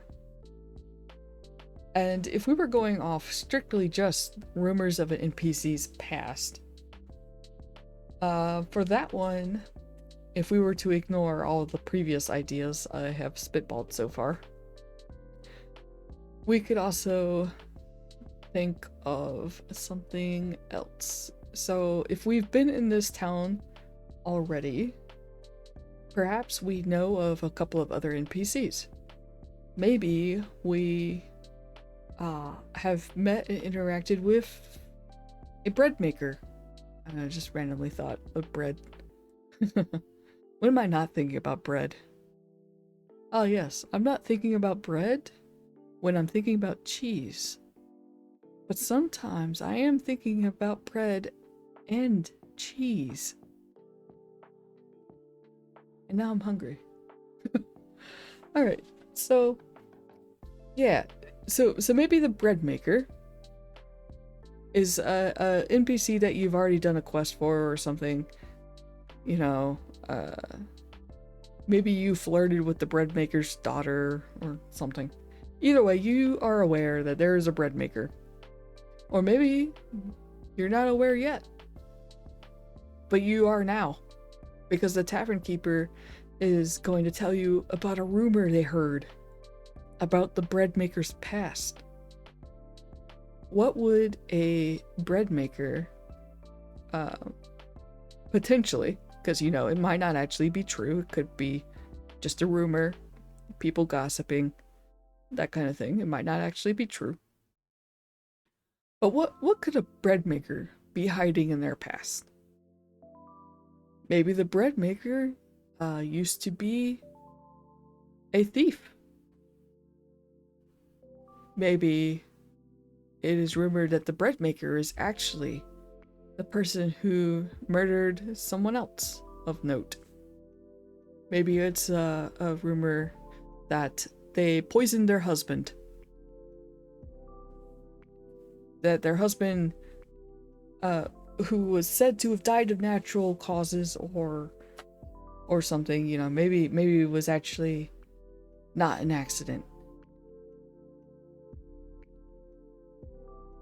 So that one you could probably bring in another oracle for. Like you could do an oracle, but like who is the NPC? And then like as for the rumor, you could start, you know, rolling other things for, you know, like murder or something. Who did they murder? You could roll for that probably, or draw prompt cards. That sort of thing. Oh man. My stomach is actually starting to go like, hey, you mentioned bread and cheese. Where is it? I think it's gonna have to wait. Oh. Unless... Oh, you know what? It's not the most stream-friendly snack, but I actually could get a couple of crackers and maybe a couple of meat sticks. So I'm actually going to be right back. Sorry about that, but I am starting to get hungry, and it is only 10:49, so we've come to about almost a 2-hour mark. So I know that I'm probably going to keep going for another hour minimum, and if I get too hungry, my brain thinking power goes down. Because then I'm like, I'm hungry, I'm hungry, I'm hungry. So I'll be right back, y'all.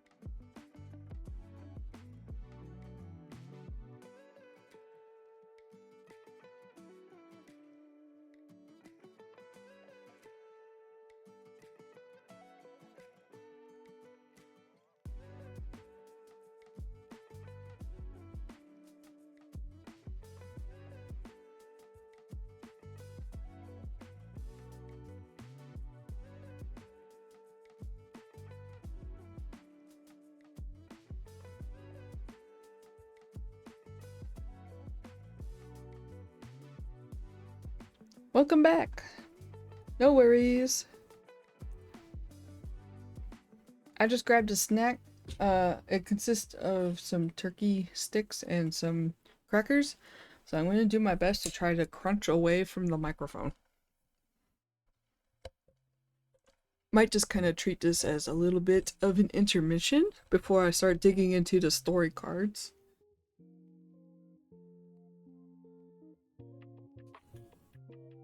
Doritos nachos. Nice. Chiki is gonna make tofu chorizo soon.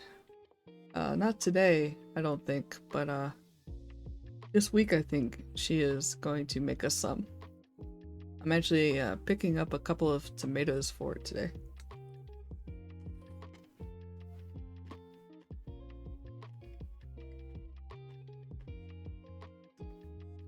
Don't I have a snack time thing somewhere?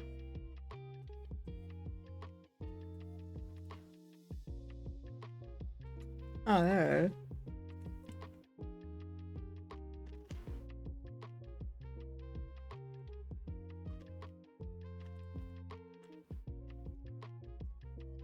Oop, I'm on the wrong screen now. Oopsies. We're on this one. Alright, there we go.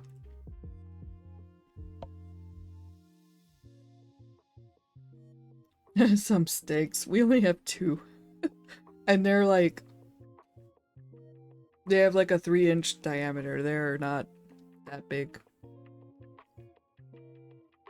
The convenience store I worked at has their own connections to meat and dairy farms, and so they actually have some pretty decent meat,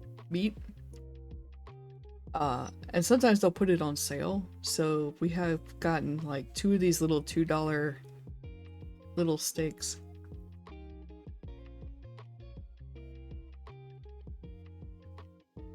I might have to feed the old man again. Man, he must be really hungry this morning or something. He was trying to stick his head in the refrigerator again.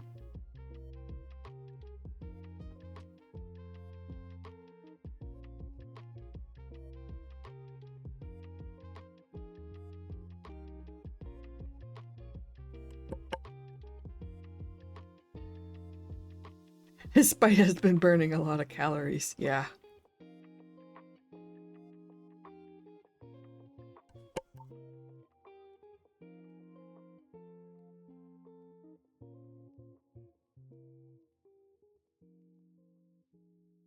By the way, Amaya, if you want a recap of what I just did, let me know. I'm not sure how much of it you caught.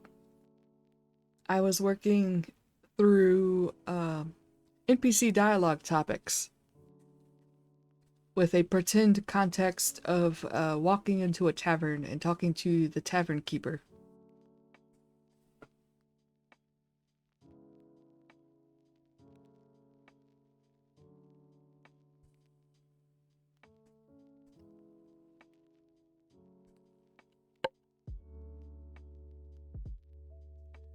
Oh, okay, so yeah, so you missed the whole thing? Alright. Yeah, I'll be able to go over it just a moment. Let me finish eating this turkey stick.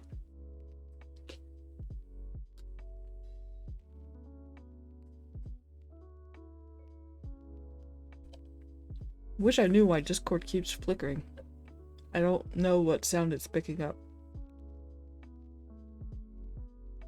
Because OBS is not picking up sound, but my Fugi is still flickering as if I'm talking.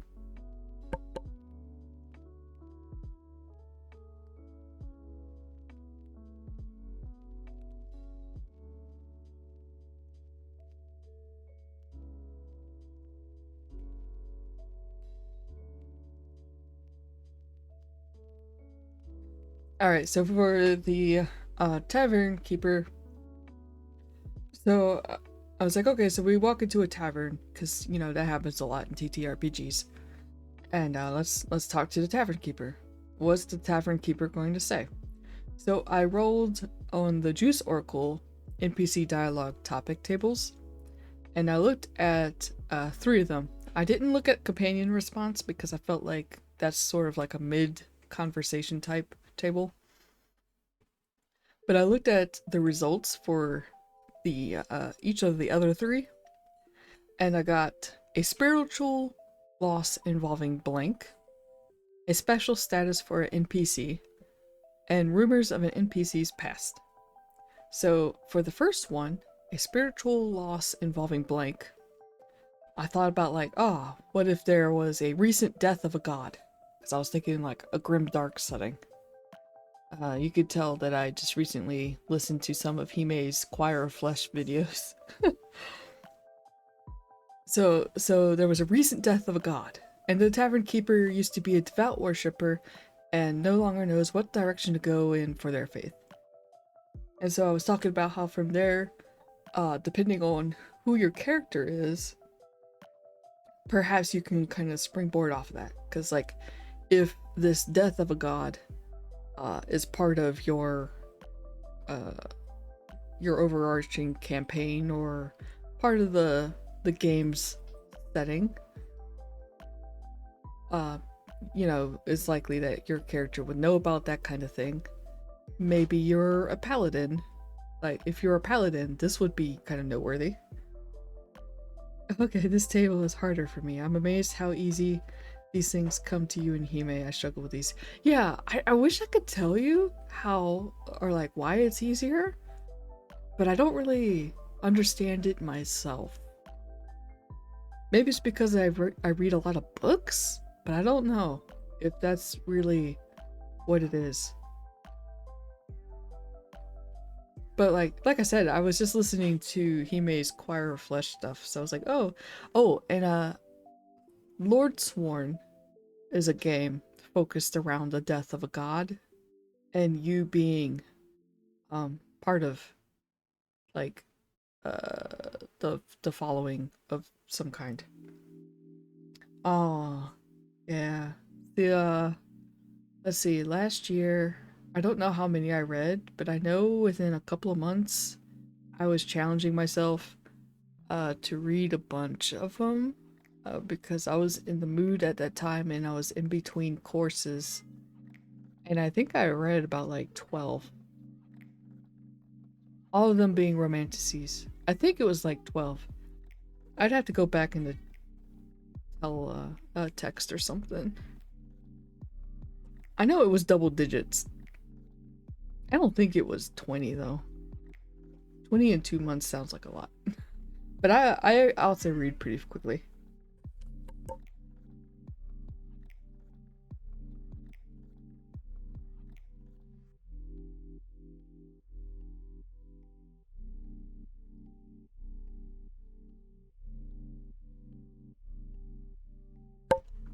I'm just eating a couple of crackers real quick.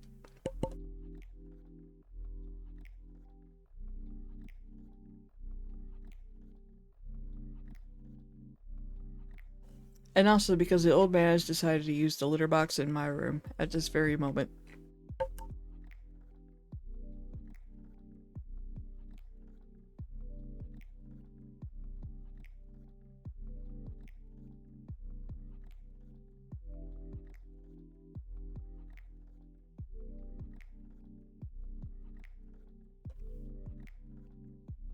I'm very black and white and literal, so I struggle with the open-ended stuff or figurative language. Yeah, yeah,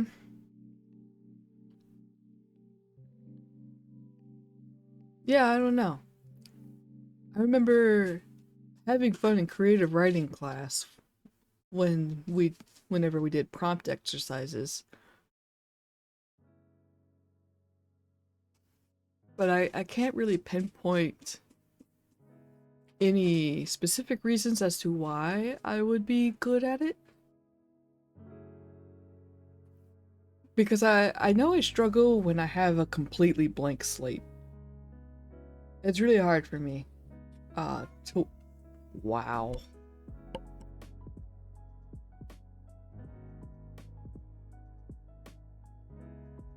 That was the old man's post-litter box howl. You and he may have helped me with this and getting to talk in the Discords about character ideas. Yeah, it's a lot of fun. Oh, I didn't I got distracted by like crackers and the cat. So for like, I also had for spiritual loss idea as like kind of like a second idea because the whole like death of God thing is sort of very dramatic and world altering. So for like a less altering thing, I thought in a bit of like an equally kind of grim thing.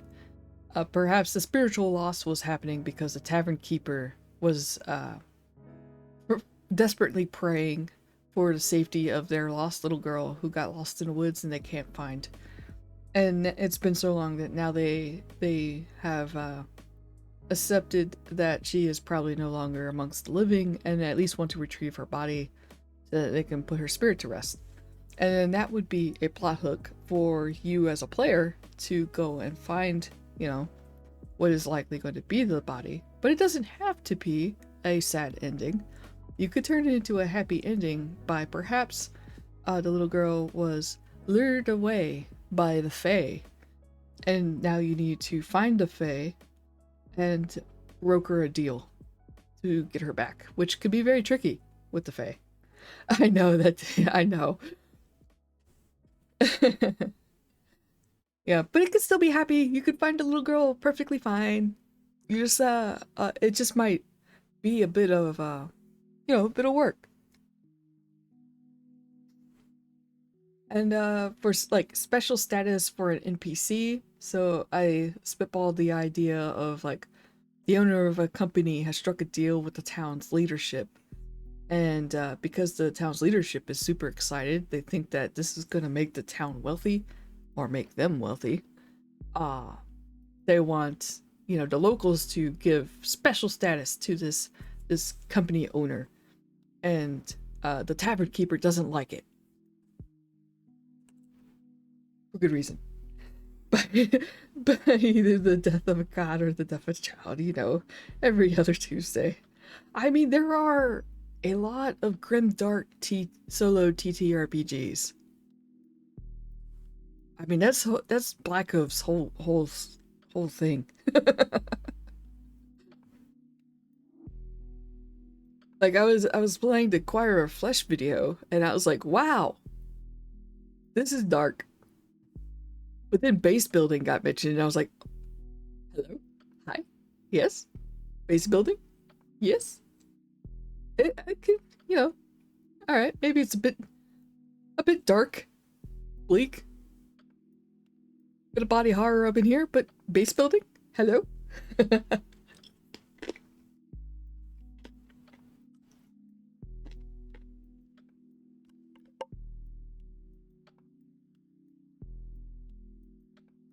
I'm gonna eat a couple of crackers really quickly.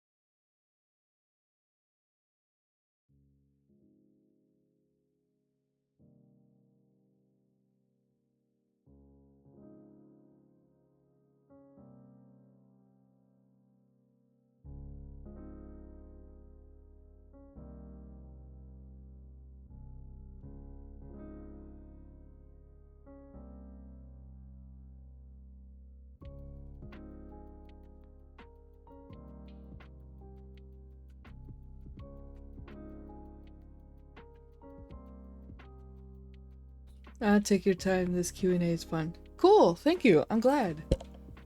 I just wish that I had less, uh, less noisy snacks.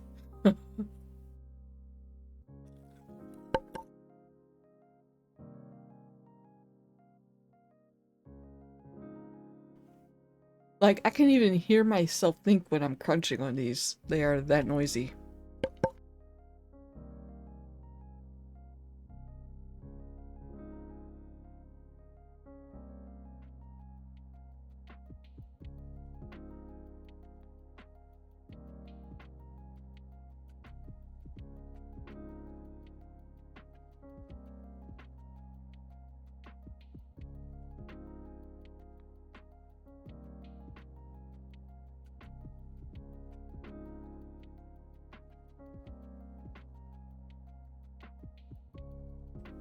Okay, I am done with the crackers. I have one meat stick left, but that's quieter.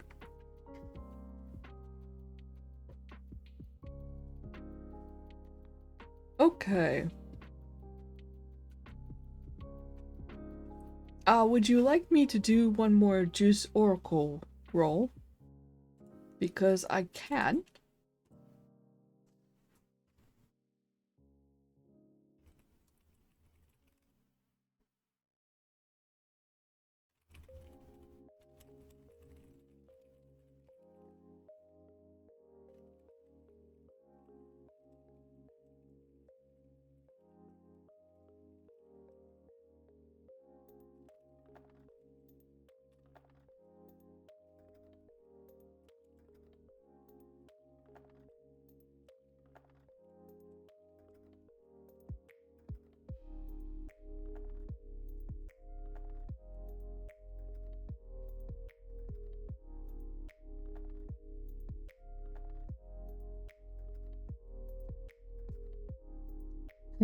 Up to you. To sit with that oracle, look it over. Yeah, I mean, it does help to kind of look over stuff before you try utilizing it in a game, I think. Because that way you... It's sort of like knowing what colors in a paint palette you have at your disposal. Because if you decide that you want to paint a green flower, it's going to be pretty hard if you don't have a green paint in your toolkit. Yeah.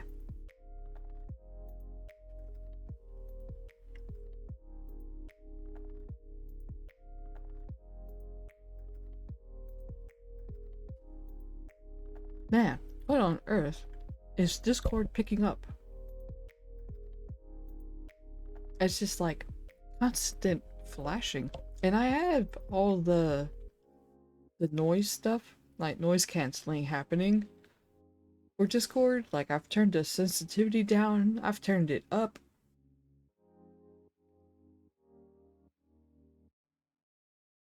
I get a bit lost since I can't watch the table as you pick them.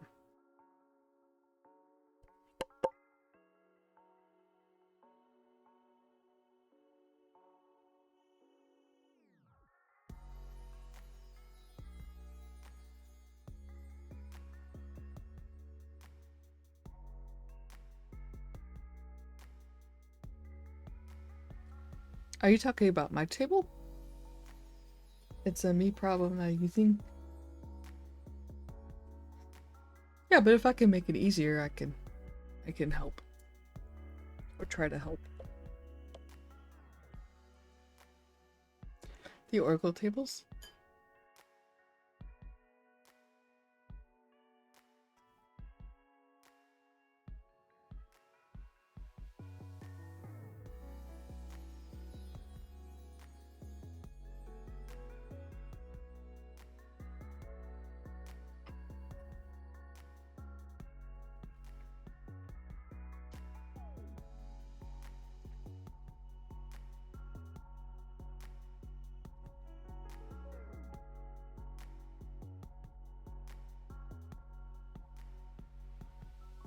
Ooh, that did not help.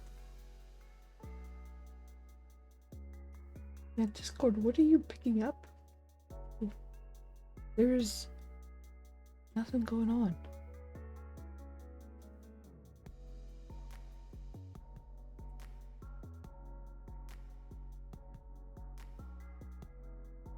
Yeah, that's turned on. That's turned on.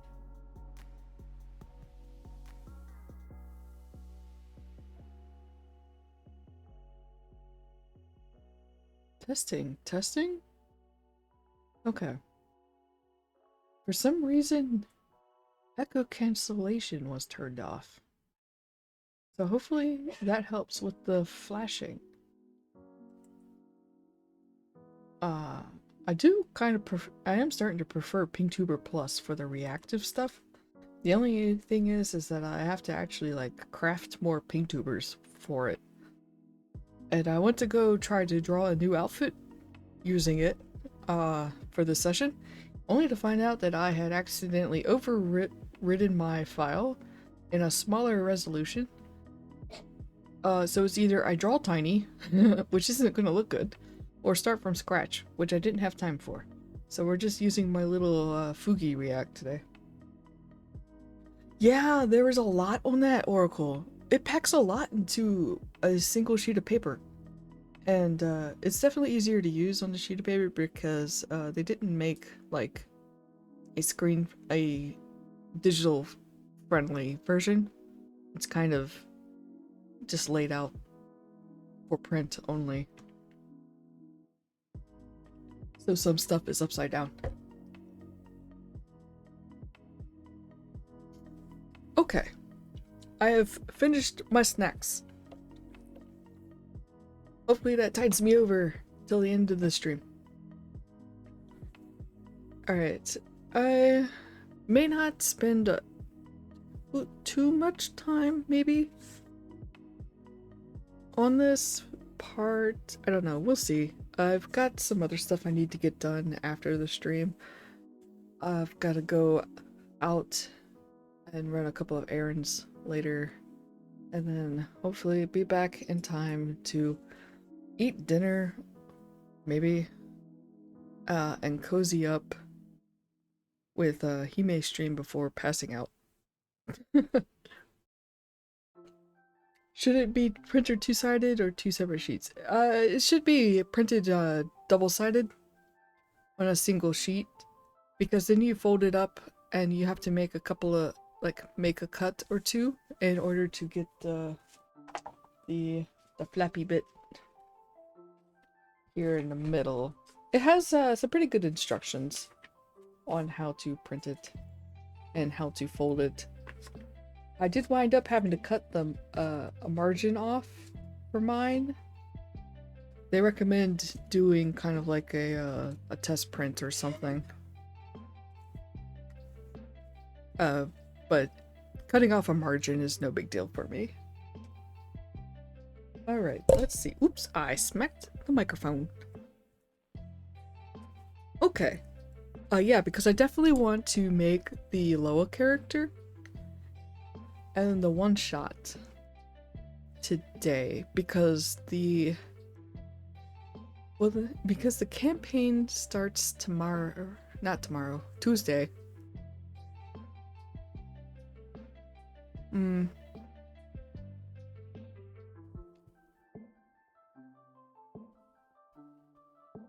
I'm kind of thinking now,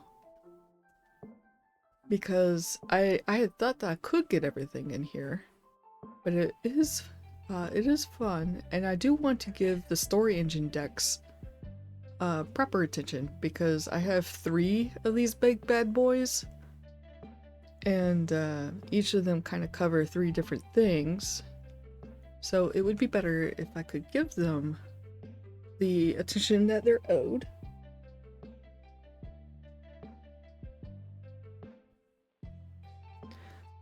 So perhaps, let's see, the crowdfund starts on Tuesday. So that's when all the hype is going to start. Beautifully, my stream has been holding up today, but I don't know if I trust myself streaming on a Tuesday. Tuesday may just simply not be a streamable day for me, because last Tuesday I tried, and like the moment I hit start streaming, it was dead in the water. There was no there was no connection happening. But if the part of the reason I'm thinking about maybe saving off on the Loa stuff is because then it would make a nice, neat little video that I could go ahead and post on YouTube. The height will have started,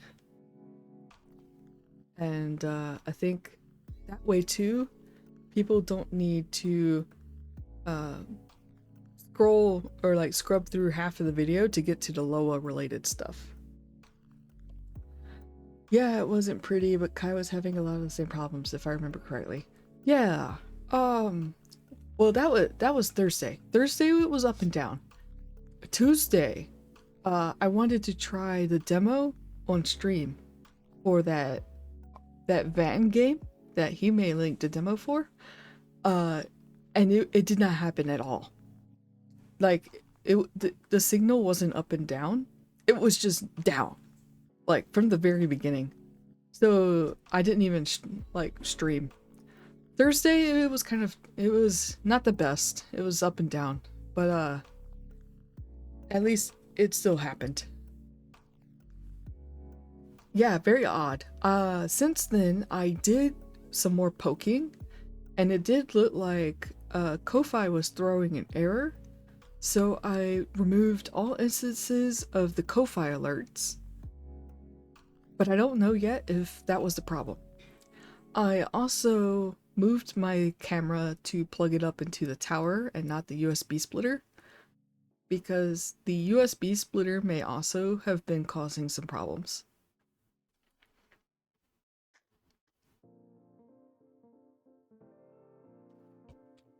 So I do need to relocate some cables, but that's all right.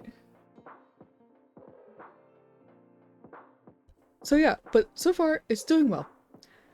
So yeah, I think that's what I'll do. Thursday, I will save the character creation and one-shot plot hook. Which is kind of works for me anyway, because that is sort of like,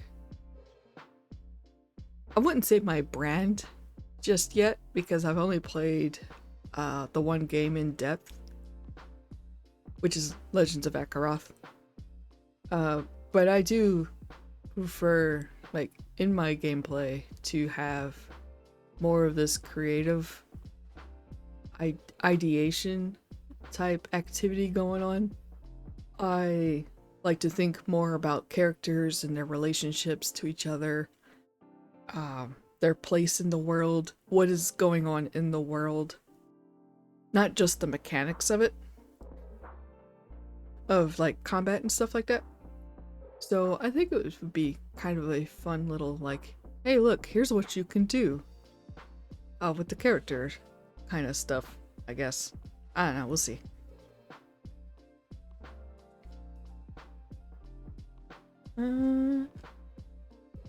I might still toy around with my character deck later. We'll see. I've been working on 3.0 and I printed it out on sheets because I didn't have time to cut out the new cards that I made.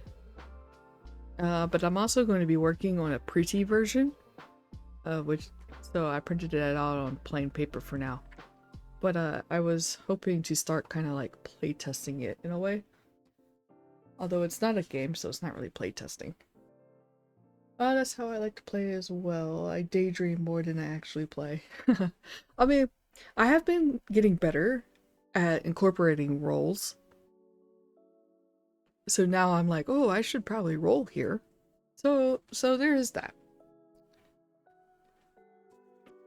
Is my chat widget didn't die, did it?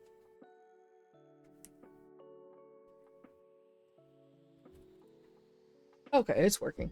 I guess the timeout is quite low for this one. I just copy pasted it and changed the dimensions.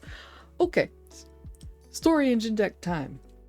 We are going to start with the titular. Oh, Twitch, don't flag me for that. I mean, I'm a 18 plus streamer, but there's none of those bouncing around out here. Don't worry. All right, so I got them lined up. It's a little unfortunate about the glare, but it's either that or you can't see the cards at all. This one is the engine deck, if you can't read it. Okay, so this is the story engine deck, which comes with 5 mini decks. And if you're not familiar with the story engine, I think I might have pasted it already, but I pasted it too soon. There it is. So is it one at a time in order to make the story? We'll get to that in a moment. Let me post that. All right, bring up my notepad. All right. So yeah, for those who don't know, it's a deck of cards that are prompts. They have words written on them with some artwork or like, you know, background photography and stuff like that. You draw them. They have a guidebook for each deck that can kind of provide some guidance on, like, you know, what kind of order you can draw them in, how to align them in a spread, that kind of thing. But you are also just free to pop one of these bad boys open, pick up a card for whatever reason, and just go nuts with it. It's not a game, and there aren't any real rules. Like, I think they have like guidelines and stuff in those books and stuff like that, but I haven't really read them. I'm just like, heck yeah, these are fun little prompt cards that I can touch, I can shuffle. Yeah, I'll be honest, I had no idea there was a guidebook. That definitely helped a lot when I found out. Yeah. Let's see. I think the world one is probably handy too. Maybe the lore one. But yeah, so let's get started. What we are going to do first is just sort of maybe spitball off of individual cards and maybe try tying them together or something, play it loose. As for the question about is it one at a time in order to make the story, like, you could draw all of them at once and then look at them together. Like, yeah, I don't think there's really a correct order or anything. Let me move these over. So maybe I'll draw first, and then afterwards we can draw again, and then this time you folks in chat can use the placement grid to tell me which deck to draw from, because I know it's a little hard to like read this stack. Maybe I'll move it over here. All right, so that one's going to be number 4 now. There. But it's a little hard to read from the camera, I know, so you can just use the alignment chart to tell me, like, oh, pick from deck 5, which would be that one. But first, alright, we're going to draw an agent card. In the story engine deck, agents are kind of like people figures. And in this deck, there's going to be 4 prompts or keywords. Whoa, there we go. Per card. And so you would rotate them based on like which one you choose. Oh, also I do have the fantasy expansion pack, which is merged into this core deck. So there are going to be occasional fantasy cards in here, but they have other genres that you can purchase to blend in. And the core deck itself is, for the most part, setting agnostic. So you could use it in any setting. So for this one, we have a scam artist, an understudy, a performer, an actor. So we got like a performance themed card for this one. And so it gives you 4 options, and you could pick from one of those. Let's see. I think I'll pick maybe a scam artist. Sounds very dramatic, so I'm just gonna put that here for now. And then we have an anchor card. Oops. I'm trying to like be leaned back so I'm still near the microphone with like my eye on the chat, and then like I'm like stretching way out here. So each card seems to have a theme, so they are all related. Yeah, sometimes. Like in this one, they're not all related.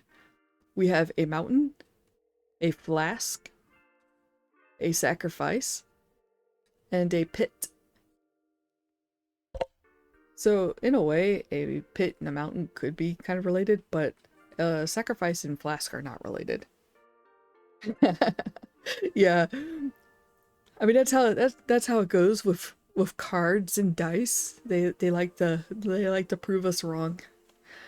Just when we think we have the world figured out, then we roll a 1. So let's see. So from here, I'm gonna kind of start thinking about the chain of things that I'm pulling. So I have a scam artist. What do I think could tie in the most here with scam artist? So there's a mountain, a pit, a sacrifice, a flask. Maybe the scam artist.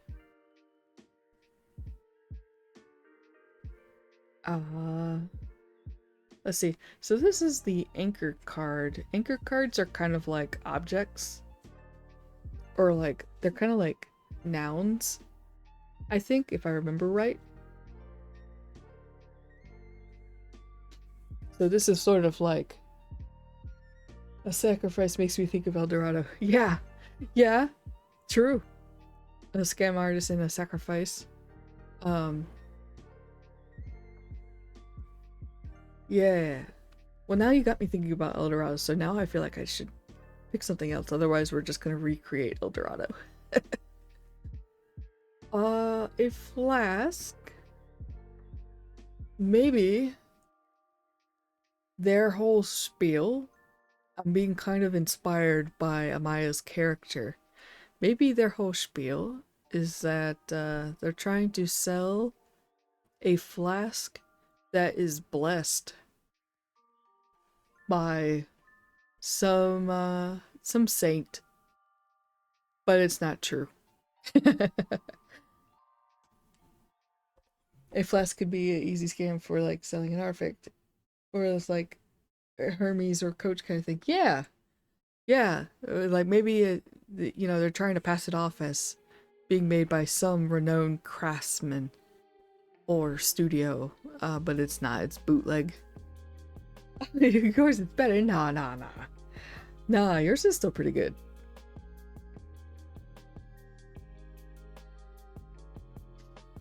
Okay, so now we have like an agent,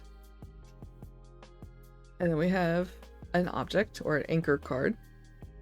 So now I could pick like an aspect. These ones, yeah, okay. So these ones are kind of like descriptors, like adjectives. We have tough, expansive, celestial, crystalline, and then this little icon down here indicates that this is from my fantasy expansion. So we could apply this card to either of these things. And what do we want? So it could be tough, expansive, celestial.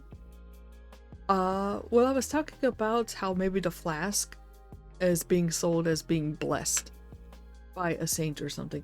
Maybe to tie in like a celestial element, maybe they claim that it's not a saint, but maybe a goddess. A goddess herself has blessed the flask, or maybe the water inside the flask, So kind of like holy water, But it's not true. So that kind of strengthens this idea, I think, where now we have like a defined attribute to this flask, or rather, the lie around the scam around the flask. And we can always draw another one. Maybe we want to try to find something for the scam artist. So we have lawful. We got another fantasy card. Charismatic. Labyrinthine, which is probably not going to apply too well to a person. Half orcish. Well, we don't want to give orcs a bad name here, so I think I'll skip that one. Lawful or charismatic? Well, if they're a scam artist, charismatic sounds pretty likely. So I'll add that here, and I'm just kind of stacking these. Was the Celestial random, or did you look for that one? Nope, I drew it from the top of the deck. Here, I'll show the card. Yeah. So these decks here I shuffled before. I haven't used it in a while, but I didn't want to accidentally recall like whatever I'd used it last for. And I really wanted to avoid redrawing cards, because you can redraw as many cards as you want. You're totally free to do that. But I didn't want, because like I wanted to be challenged, you know? I wanted to show how I can work through stuff, and I didn't want to give myself that much leeway. Yeah, it turned out to be pretty perfect. And like, yeah, they're kind of like almost too perfect. So if I want to kind of vary it up a little bit more, or maybe find some kind of other unique thing where I could push it further, I could draw another card. Which I think I'll do. I've got another fantasy card. True-hearted. Gnomish. Yeah, I think we'll pass on the gnome. I don't want to fall into stereotypes there. Strong. Elemental. Maybe the celestial being, or the goddess, maybe she's an elemental goddess, like themed around the element. And from here, I can kind of show an example of how I could use a dice to kind of help me with this. Alright, so we have a known number of elements, like, you know, fire, ice, and stuff. Let me type them out.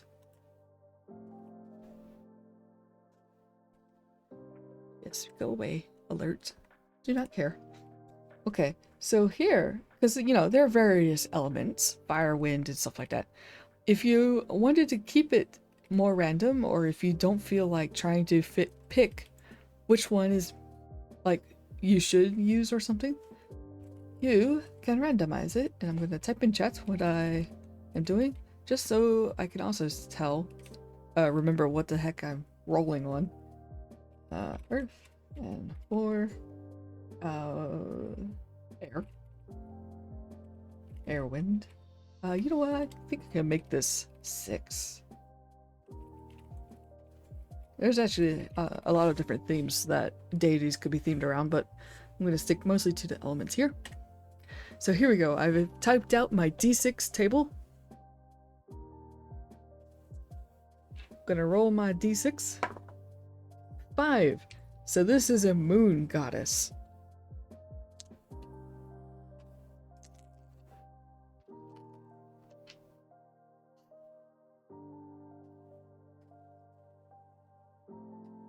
So I kind of branched out a little away from the story engine cards, mostly because, you know, these are random cards. If I wanted to figure out what kind of element the goddess was or something, I am probably not going to find it by drawing cards, because, you know, there's a whole bunch of different types of words on these.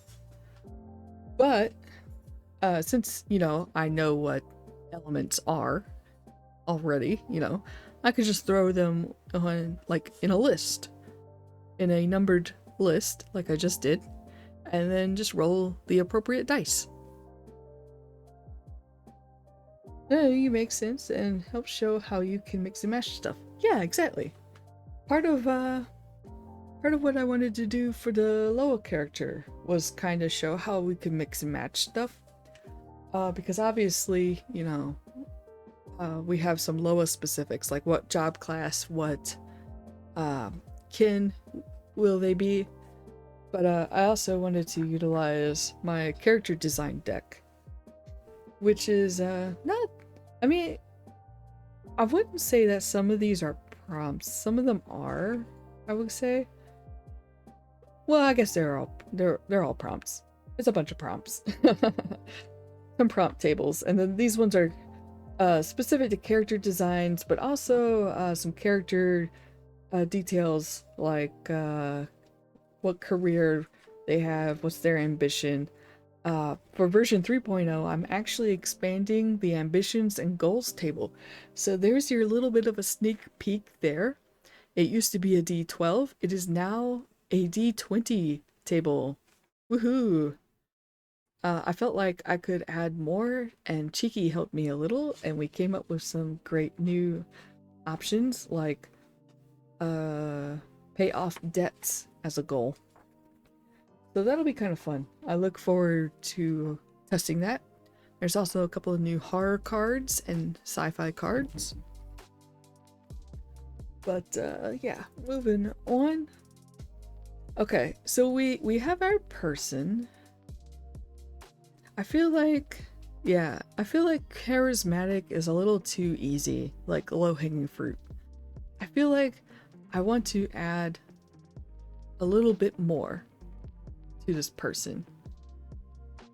I could grab my background and origin expansion, but I worry that that might be a little too...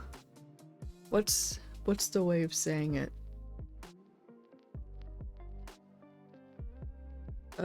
Too much all at once, I think, maybe?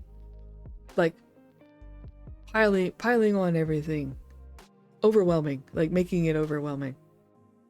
Because I have this deck, I have that deck, and oh, I can pull over and bring in this deck. So maybe I'll just stick for now with the core deck. But I do have a background expansion that kind of helps give you some backstory ideas. But I'll just draw another aspect card. Alright, so I got Frozen, Stalwart, ooh, Tormented, Silent. Okay. Yeah, that's what's been happening to me. Yeah, I would have no problem grabbing it and tying it in. Especially since I felt like I wanted to specifically target an agent card, meaning a person, and the backstory would help kind of drill down specifics. But I didn't want to overwhelm everybody. And then I pre-ordered the relationships add-on. Yes, I want that. I want it a lot. It's like, you know, perfect timing. But I'm gonna have to wait because the Loa campaign is happening, and even with the pay over time option, I think it's still going to it's gonna hurt a little, but I'll make it work somehow. I think I'll open up little fella commissions and something. Maybe I could draw them on stream. As for this card, I got two good keywords, I think. Silent and Tormented. So this character doesn't have to be a main character. This character could be an NPC.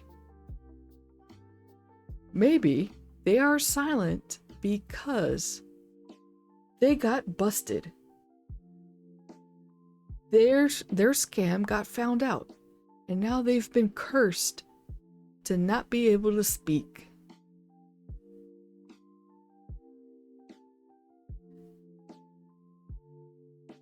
I feel like that's pretty good. I locked onto Tormented also because, you know, ooh, angst. Love me some angst. Especially gotta love a charismatic character who is secretly, you know, struggling mentally or something like that. But Silent sounds pretty fun too. especially as kind of like a plot hook, perhaps. Maybe this person is seeking, uh, a way to get back in this goddess's good graces so that they can get their curse lifted and talk again. Because, if they're charismatic, perhaps they're extroverted, perhaps they're a people person, and maybe the inability to speak is actually a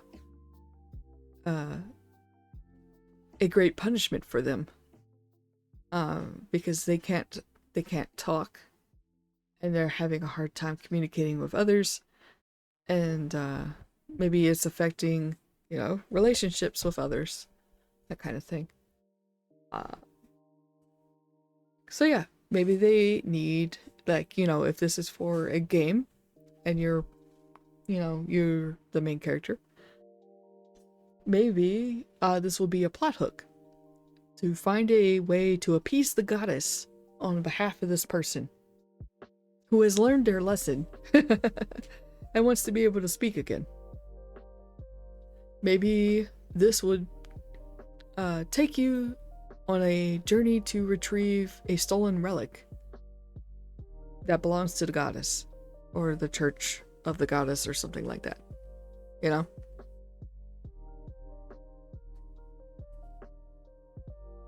Let's see. Okay, but we could also, because I was getting a little carried away there in my head, but we still also have the engine card and a conflict card. So let's see what the engine card has. Another fantasy one. Wants to pledge their life in service to, or wants to lead a final desperate charge on or for. I'm going to take some water.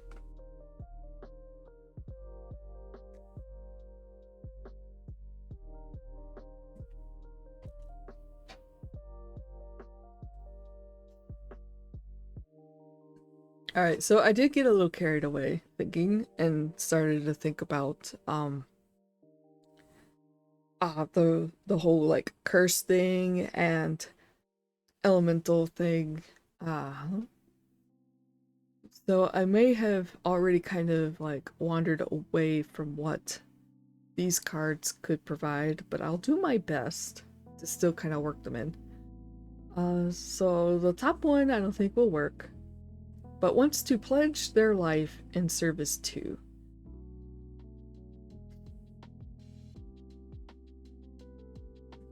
So celestial here was mostly as an adjective, but I kind of took it as a literal, like the noun version of celestial. But we could kind of make it, let's see, maybe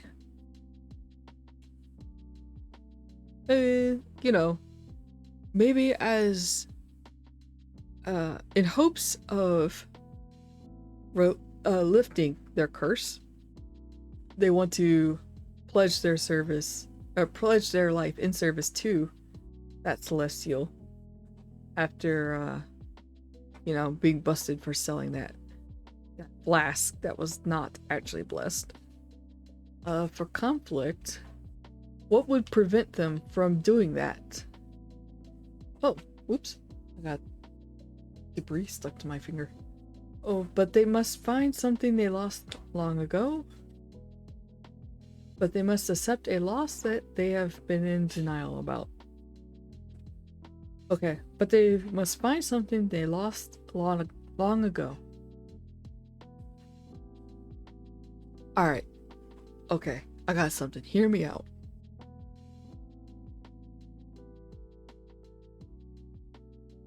Okay. So,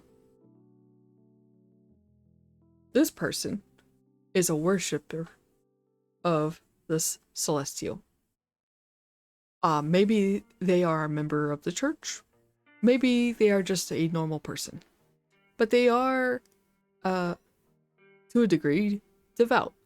But maybe they started getting ideas ideas that they probably shouldn't have, and try to take advantage of this goddess by way of you know selling a scam. Accept the loss.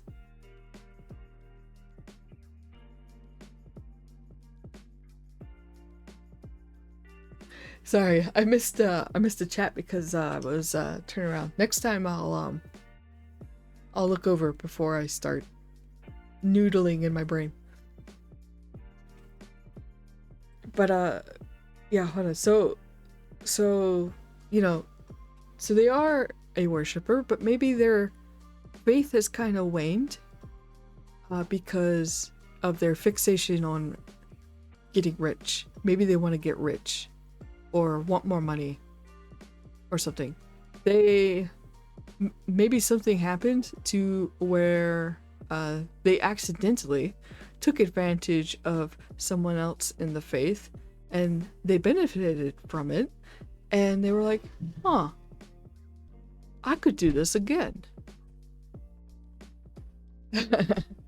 Oh no, you're good. All right, thank you. Yeah, sorry about that. So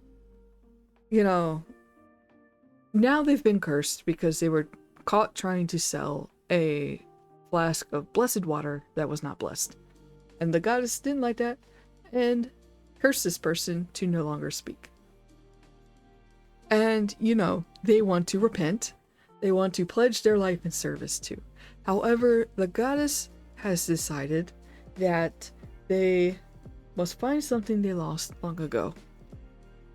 And maybe you could work a little like as a character, as a bit of a quest kind of detail thing, to determine what that is. But you could possibly also go ahead and determine that perhaps it's like an amulet or a rosary given to this person when they were younger, who were new to the faith, and the whole quest of finding this item that they did lose long ago, or maybe they sold because they wanted money or something. The sentimental value or something got diminished in their heart because it was overshadowed by greed or something. Either way, this item, I'm just kind of thinking of like a rosary or something, is very, very much tied to their faith in this goddess. And in finding that item, it reconnects them to the whole reason that, they joined the faith, or what the goddess has done for them. And it kind of sets them back a little, like mentally, to why they were like, if this is a clergyman, why they're part of the clergy in the first place.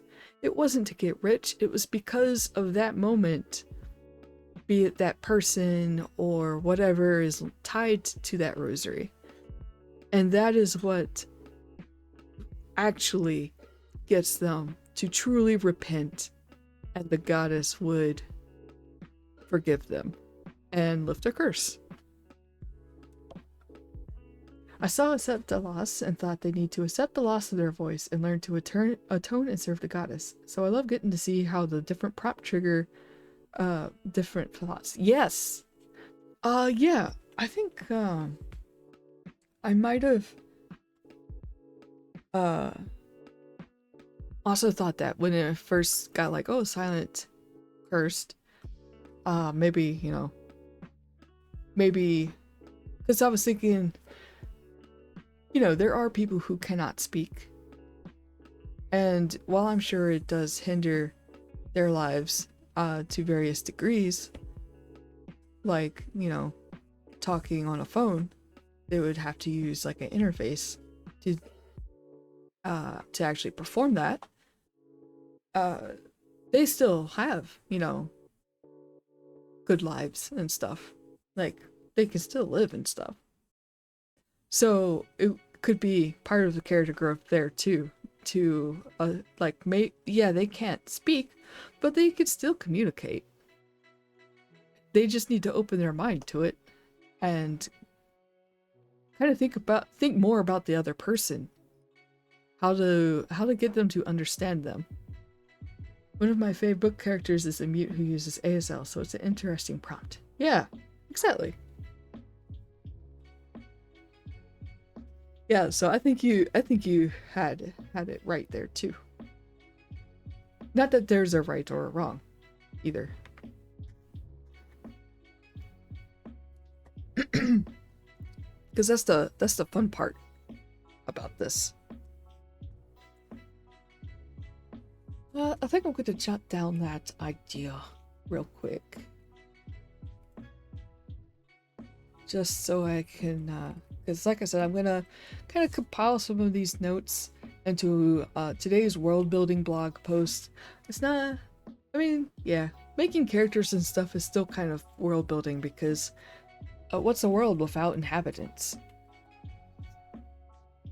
I mean, it's still a world, but we're usually invested into stories for characters.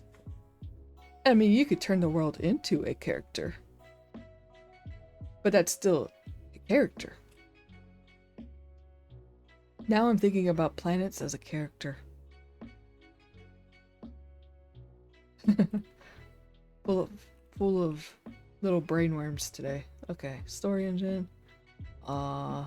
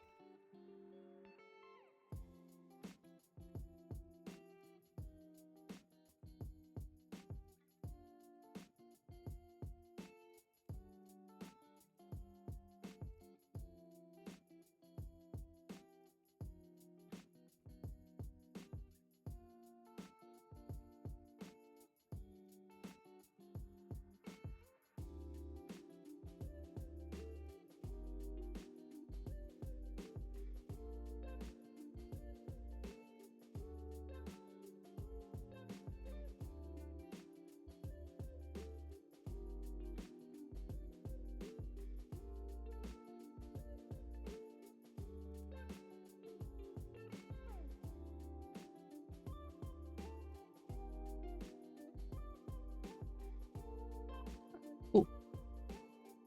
Alrighty. Whew, my throat is having such a hard time this weekend.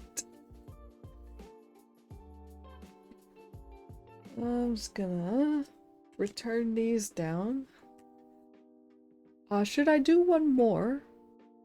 And then have you tell me which decks to pull from first to challenge me? Because I kind of went into like a person object description and then kind of like using the red and the purple cards to tie them together.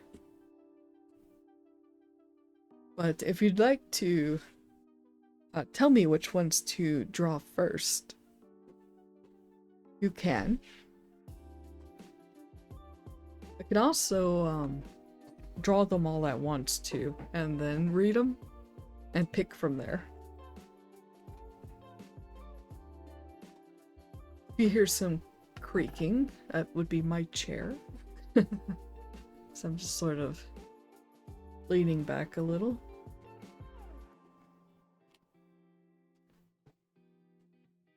I hear Cheeky doing things in the other apartment, and I'm very curious as to what she's up to.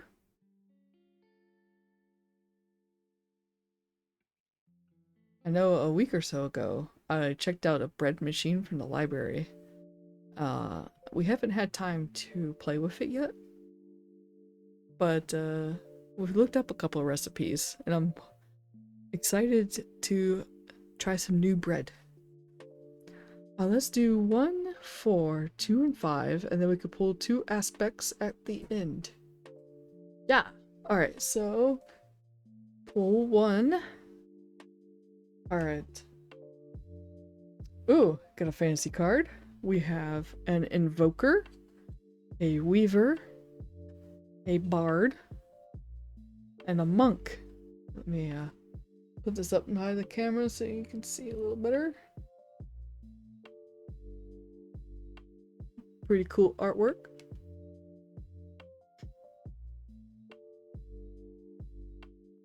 Let's see.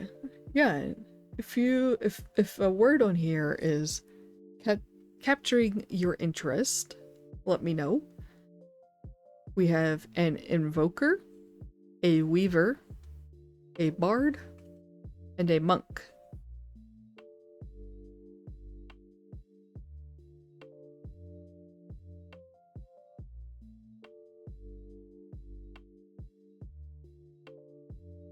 Drink more water.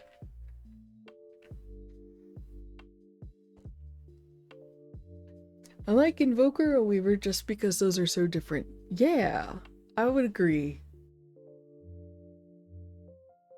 Maybe an Invoker. That has that kind of has main character energy. Okay, and then number 4.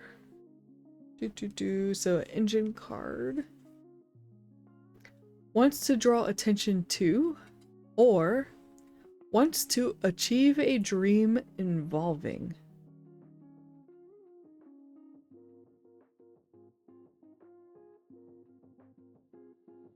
Wants to draw attention to blank, or wants to achieve a dream involving blank. Gotta go for a dream? Alright. And then you said number 2, which is going to be the anchor. We have a prototype, a company, a laboratory, which I could only ever hear in Dexter's Lab type voices. That's a throwback. And a poison. So we have a company, a prototype, laboratory, laboratory, a poison, and a company. Lab, let's represent. All right. Now, where to put it? Or I can decide where to put it once I draw the cards. And then the next one was 5. So that is the conflict card. But they must face their deepest fear, but it will cost them the world they know. That is very, very dramatic. But it will cost them the world they know, or they must face their deepest fear.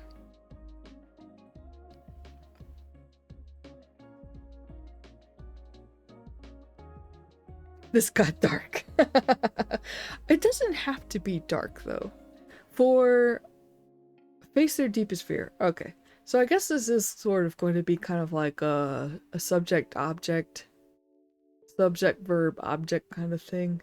So like if our subject is the invoker, then the object that's going to get acted on is the laboratory. The lab. Okay.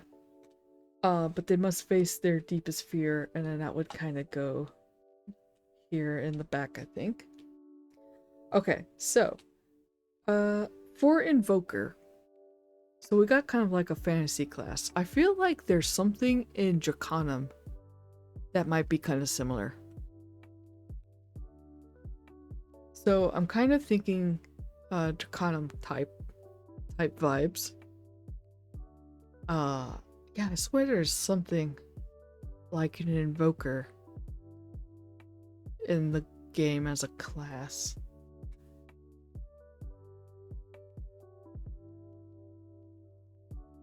I gotta look now. Because I'm not entirely sure, like, what an invoker would... An invoker always dreams of making their own spells in the lab, but worried they will go dark side? Yeah, no, that's a good thing. If we take it like a, if we take it kind of like a Star Wars scenario, where, you know, you have the Force, which could be used for either good or bad. If you take it where, like, you want to make strides or advancements in magic, assuming, you know, magic based or something,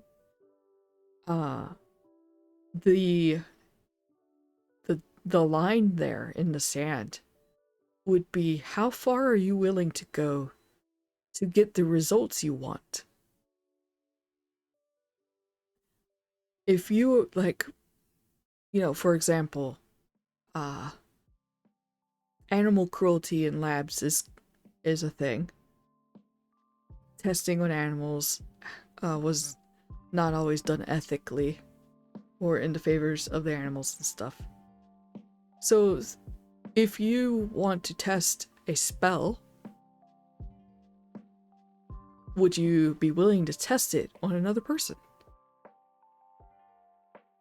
Almost like Eldritch Horror. Yeah, mad scientist mage kind of thing. Yeah. Like, what are you willing to do to, you know, kind of save the world or something like that? Yeah. Yeah, see, when you were like, oh, this got dark, I was like, it doesn't necessarily have to be. Maybe, they want to start a lab, but they must face their deepest fear. And maybe their deepest fear is just something related to public speaking. Just how far are you willing to go to obtain a dream? Yeah. Yeah, since, yeah, this was involving dreams. Yeah. How far? Yeah, and would that tow them closer to that threshold in, like, the use of magic? The moral uses of magic. From here, you probably could take it from, like, you know, well, what kind of dream or something like that. And you also wanted me to draw 2 aspect cards. So we have private, crude, unexpected, damaged.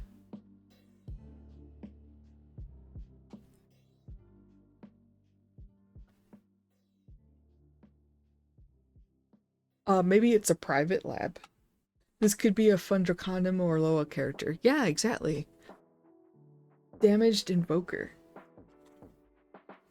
Yeah, maybe something, something has hurt them.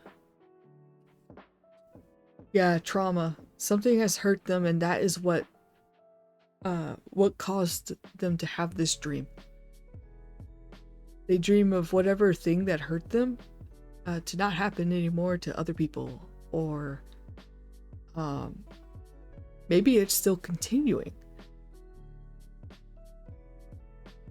Now it's sounding like Full Metal Alchemist. Yeah.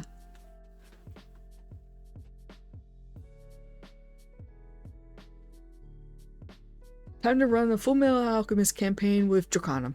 I bet if Ash was here, he'd be like, I've done it. or the infamous, yes, trademark. Hey, can you do a Full Metal Alchemist campaign in Draconum? Maybe. I feel like he probably has. I know. I feel like asking now just to see what he would actually say. And then let's do one more, like you asked. Oh, look at that. Traumatic. By the way, don't be alarmed if you hear strange sounds. I'm making bread. Oh, jeez, making bread. I was like, oh, I don't want to get my hopes up, you know. Just because I hear clinking and stuff, I'm like, oh, man. That doesn't necessarily mean bread's happening. But yes, bread.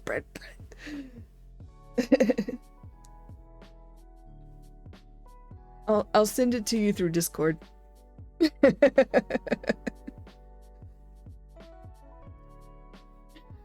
Alright, so we have traumatic, but I feel like we've already kind of covered traumatic, so we'll probably not select that one. But ooh, look at that. We got revolutionary, gilded, and then misunderstood.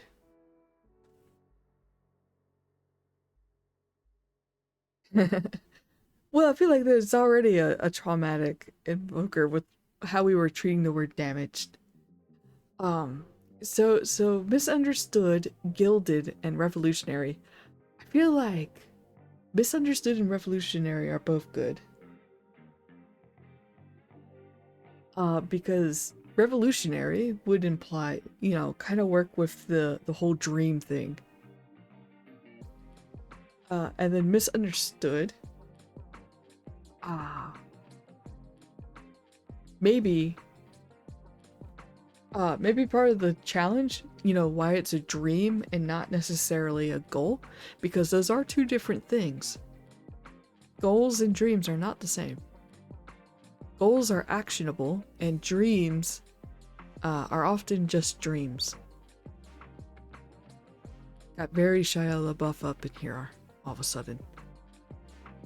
I do love that Just Do It video. I watch it every now and then when I need a boost. Gilded could be kind of interesting too, in a way.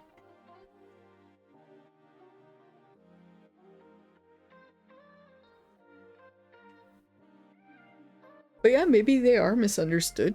Maybe part of the challenge is in getting this dream to be more than a dream is because they're misunderstood.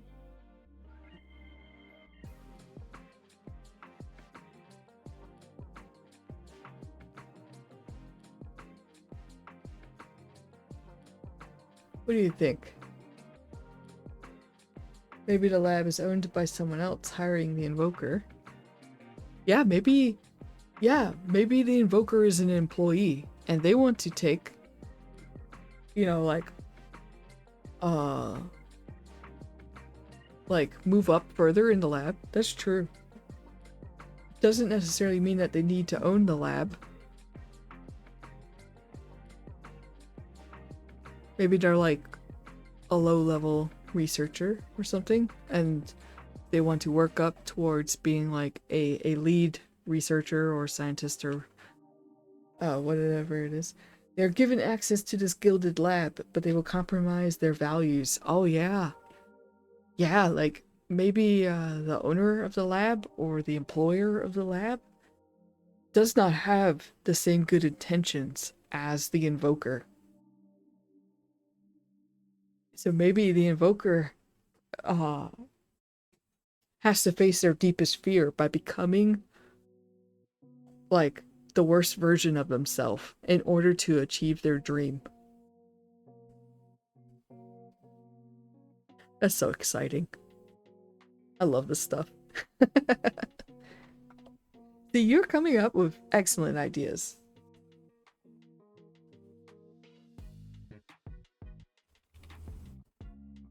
I'm gonna write this down. And this one will definitely be credited to Amaya, Guardian Stream Angel.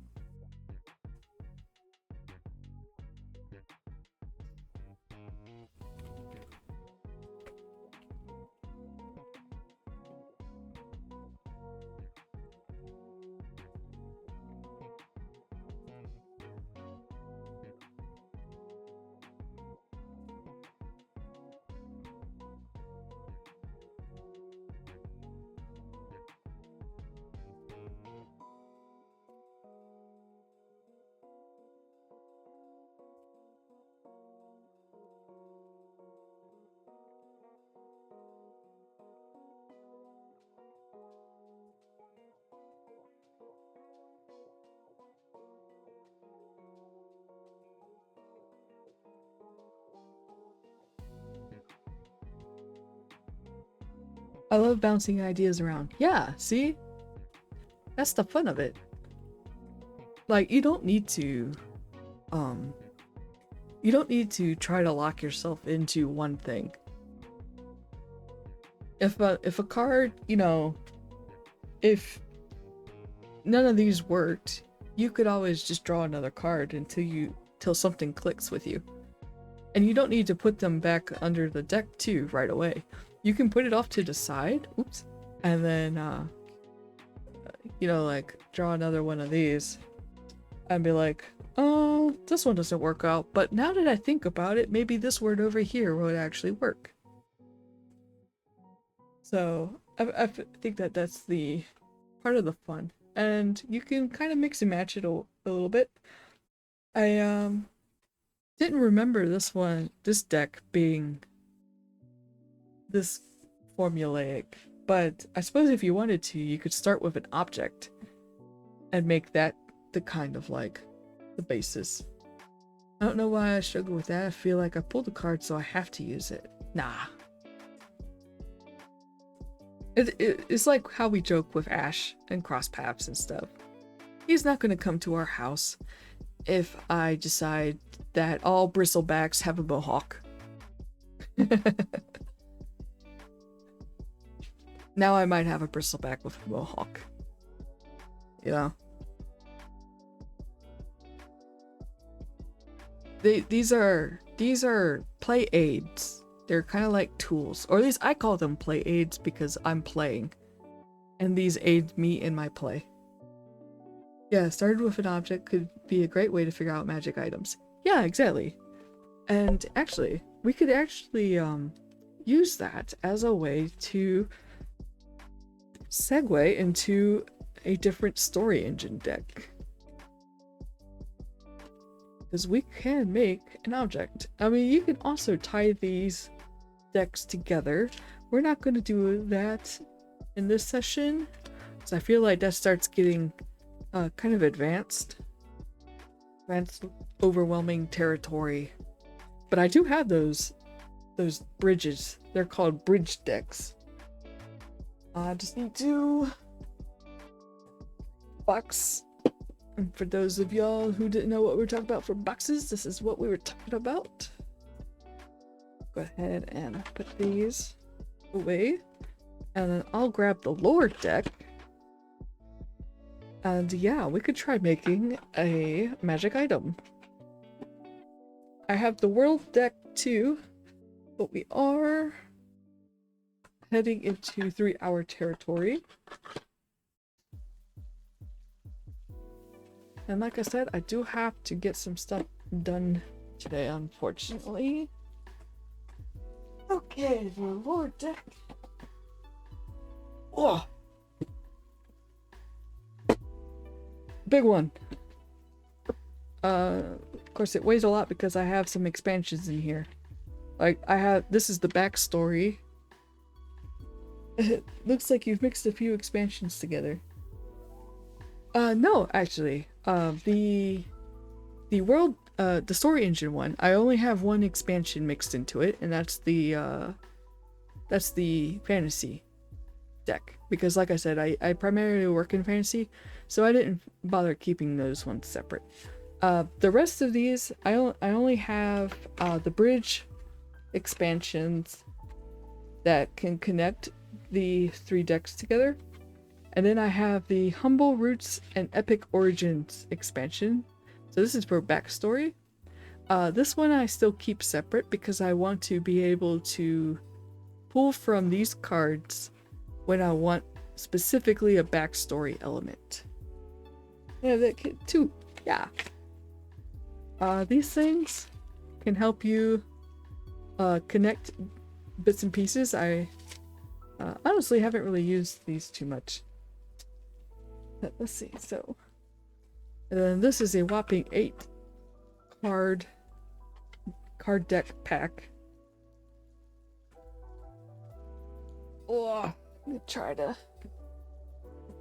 get these all out here, and then I'll explain what they are.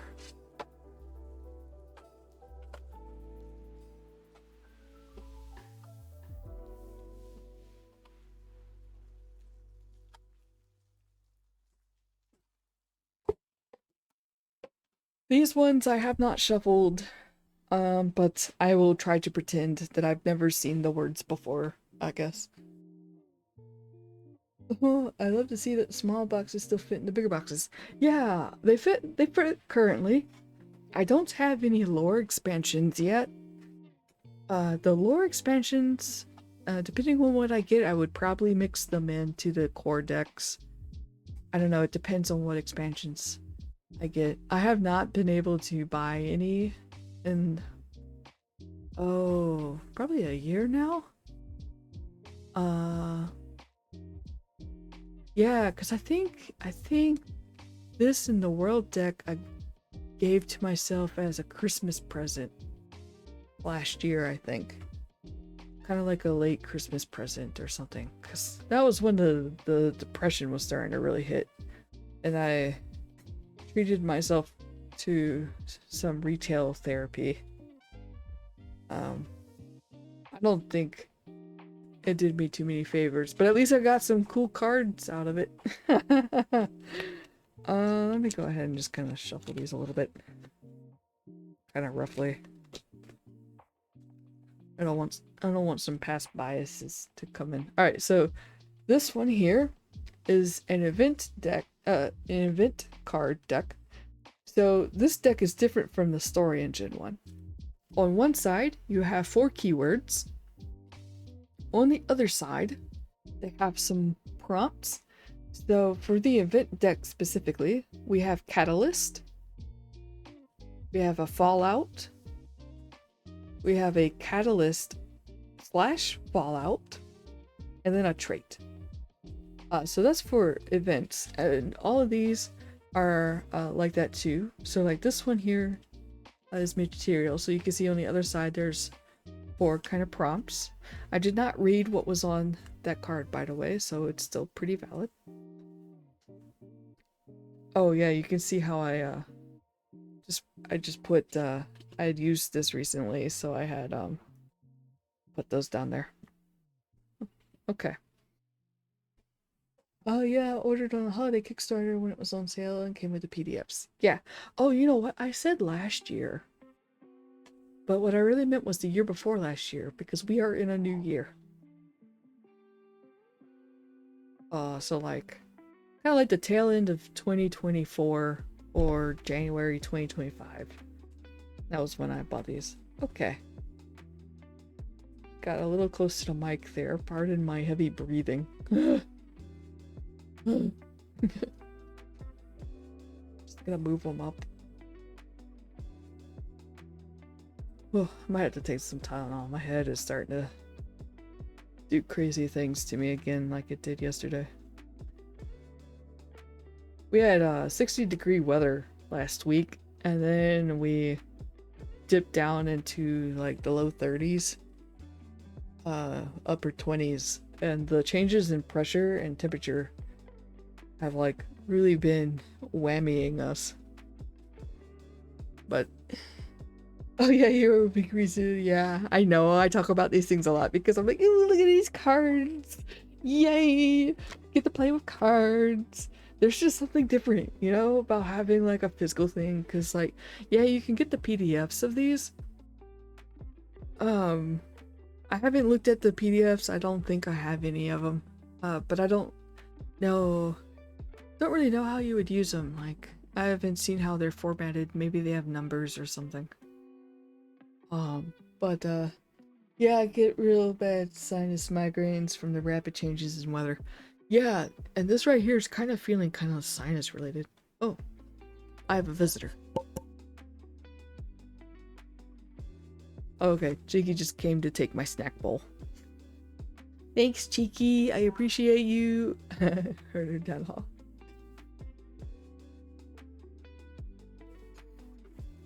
Wonder if she's washing some dishes then. In which case, thanks, Cheeky. I appreciate you even more. Okay. Oh, back to the cards. Woohoo! My toys. So this red one, this in deck slot 1, that is event. So it talks about like events related. Oh, because this is the lore deck, by the way. So all these cards are kind of here to help you create, I call them lore tidbits, because you can create a little thing that you can put into a larger setting, or you can kind of also create a big thing, you know, that could be part of a core setting. That kind of starts pulling in the world building deck though. So when I'm using this by itself, I like to call them lore tidbits. Like last week, I created a type of crop that grows in my homebrew setting. So it's just like, I just created this crop, which is a little thing that I can slot into my homebrew world and spin off possible plot hooks from it related to the crop. Yeah, I don't know how to use these. Alright, well that's why we are here. Not that I'm saying that I'll teach you how to use them, I'm just more like showing you how I use them. Because it did come with a guidebook like the other decks that could kind of give a little bit more of a structured way, or at least the intended way of using them. But like I said, I usually tend to just kind of open them and be like, I need to pick up an item in this quest. What kind of item am I picking up in this quest? Oh, let me draw from an object. Alright, cool. What's special about this book? Because I drew a tome. Which is a book. A large, hefty book. What's special about that book? And then that's when I start drawing other cards. Like, oh, it's silver. Which I see here. I'm gonna shuffle this deck. You see, I immediately was like, oh look, I'm thinking about that book. Just gonna... This is not like a proper shuffle, but... it's fine. There we go. Okay, cool. There's a design on the book. What design is on the book? I got a tree. Oh, dang. Yeah, I really did not shuffle these. Because, look, tree.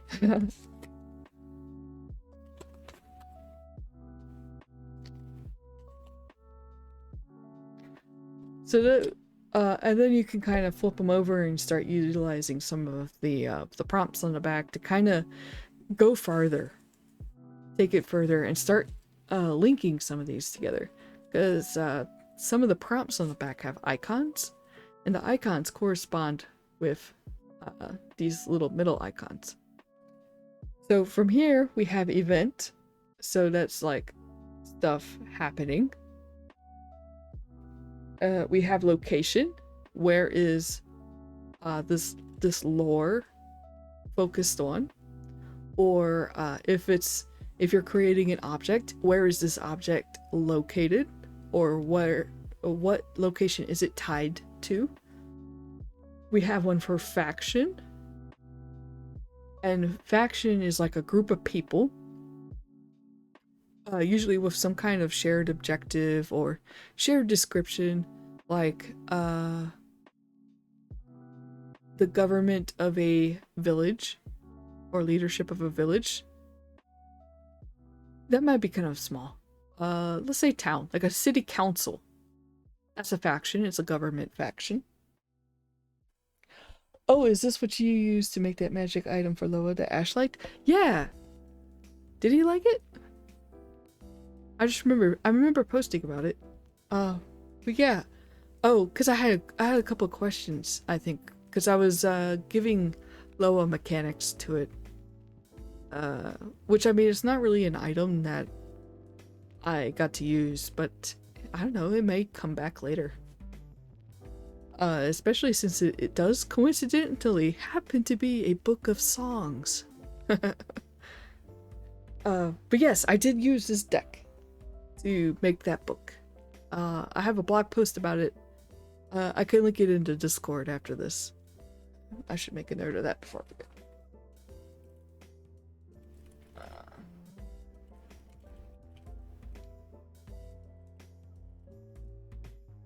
Yeah, because I did do a write-up on that.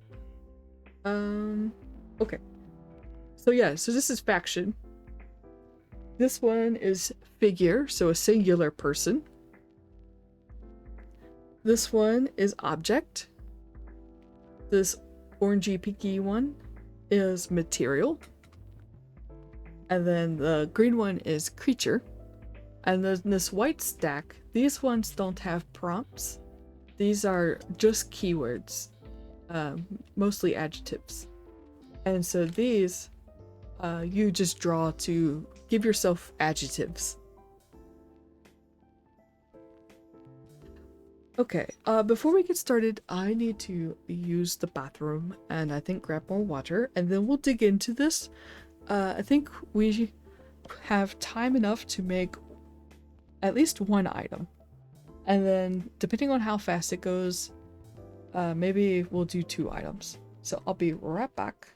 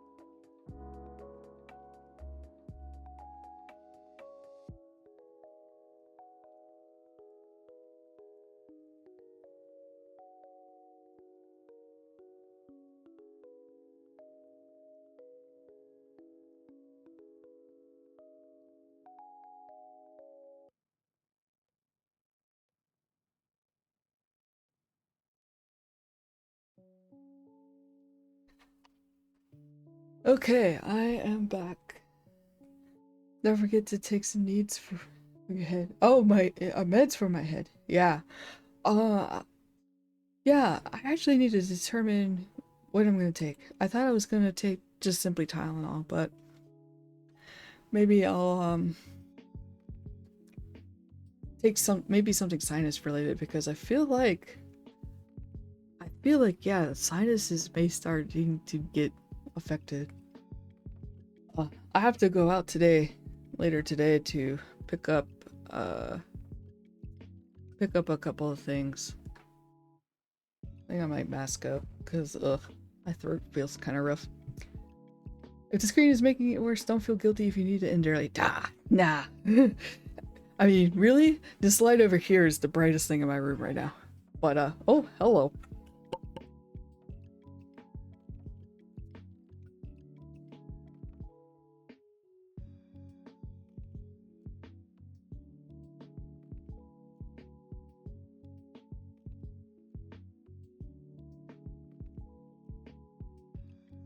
Oh. One sec, Cheeky is delivering meds. Oh, it does.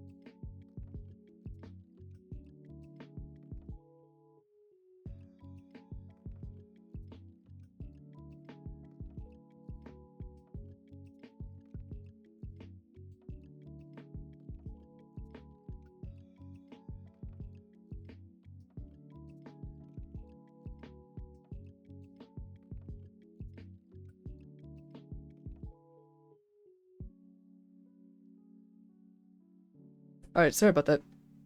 She brought over some sinus meds. The only problem is that the one that we have has ibuprofen in it, and I can't take ibuprofen.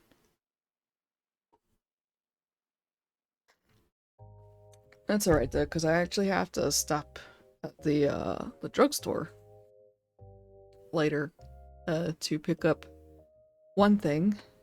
So I'll just try to find some kind of sinus med with acetaminophen in it, because I could take that. Ibuprofen is a no. Yeah, I know. Yeah, I can't take Advil. It makes bleeding happen where bleeding should not happen.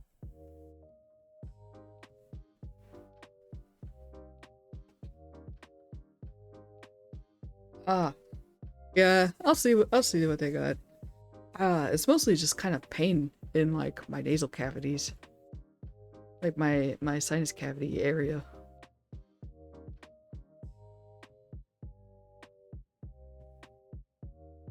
Usually I get like jaw or neck pain. That's all kind of like linked together because I need a new mattress, but I think this one might actually be sinus related for once. But okay, I'm just putting on some lotion because I'm gonna be touching paper. Although these are kind of like a nice matte stock, kind of like playing cards. So it doesn't really give me the bad paper touch feeling that plain paper usually gives me. But that's why too, when I get my character design deck in good shape and I make a nice pretty design version, I think I actually am going to try to see if I can get a custom deck printed for me, because I don't like the feeling of glossy paper when I'm handling it a lot like this. It's fine, you know, if it's just like a print and I'm hanging it up or something, but if I'm actually touching it, something about the coating gives me icky feelings on my fingers.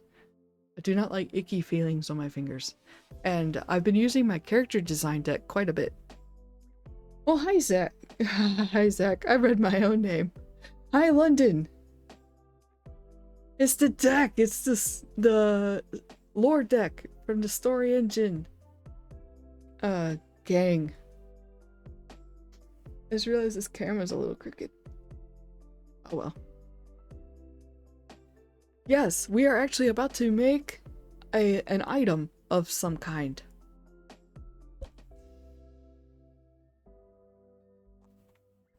I just need to drink a little bit more water, I think. My throat is also struggling.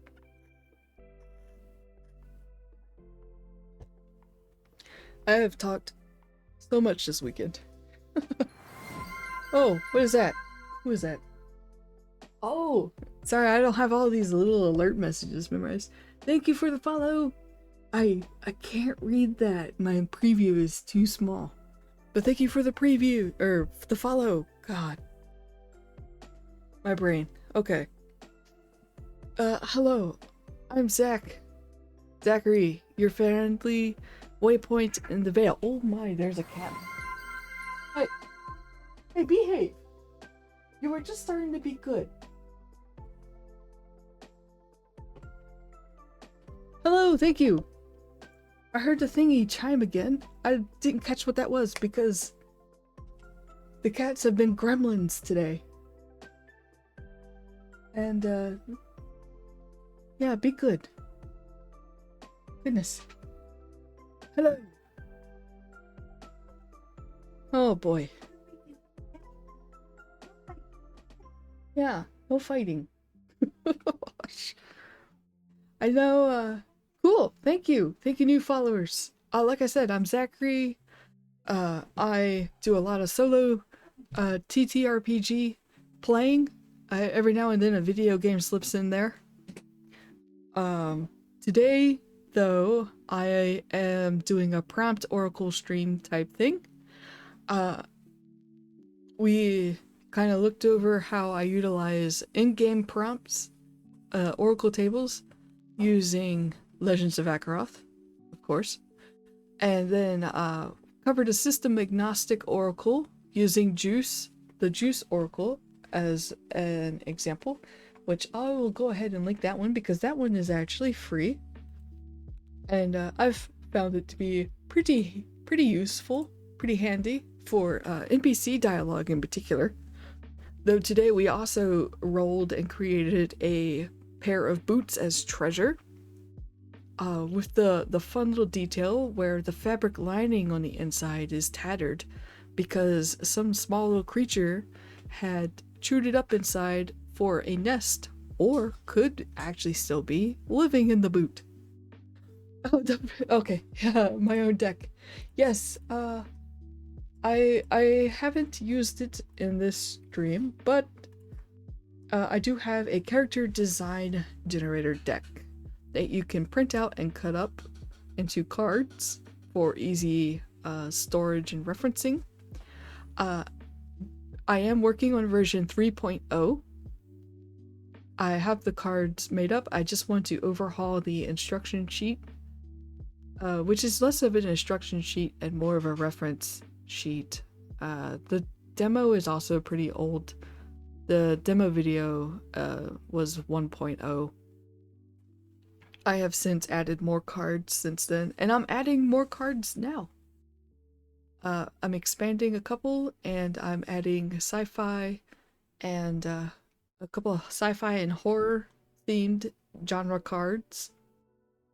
And let's see, I do also have 4 community copies still available if you would like to give the deck a go, but don't have the means to do so yet. Thanks! Why does my stream preview look dead? Okay, there it is. Twitch, do not scare me like that. I swear.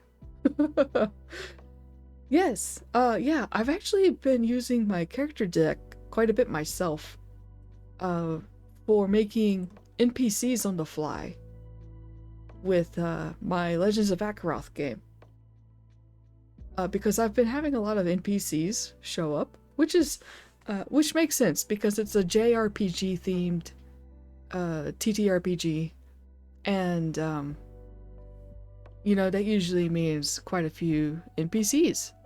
I'm part of an adventurers guild. Well, it's not really a guild if there's only one person. So, you know, who are the other members?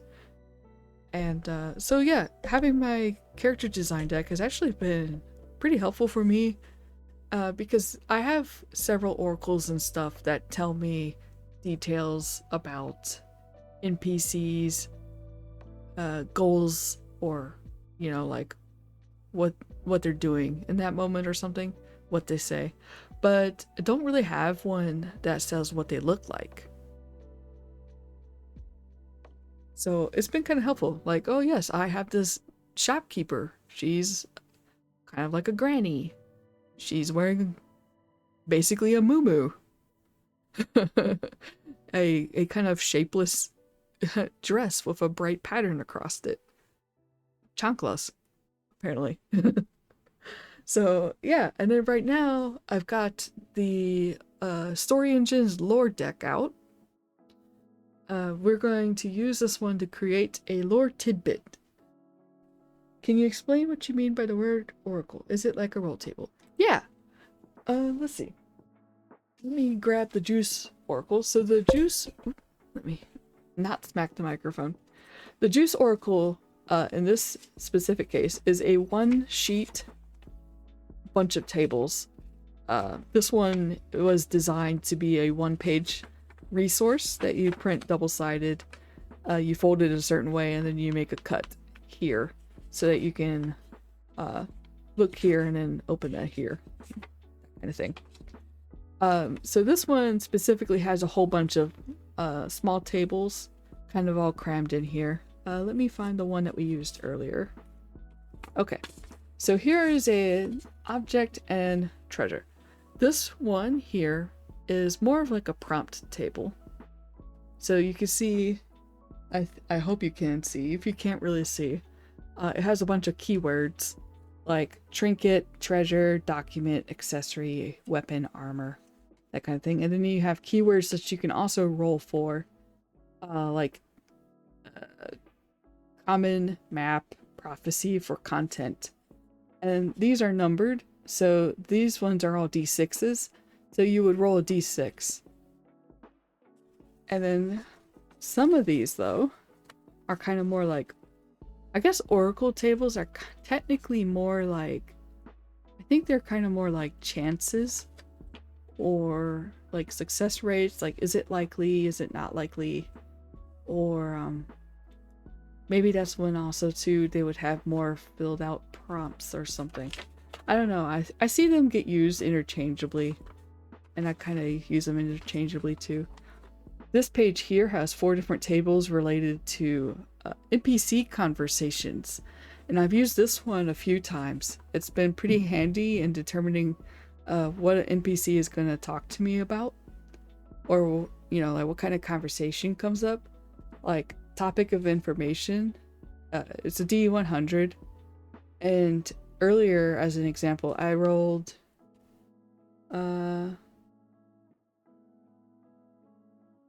what did I roll?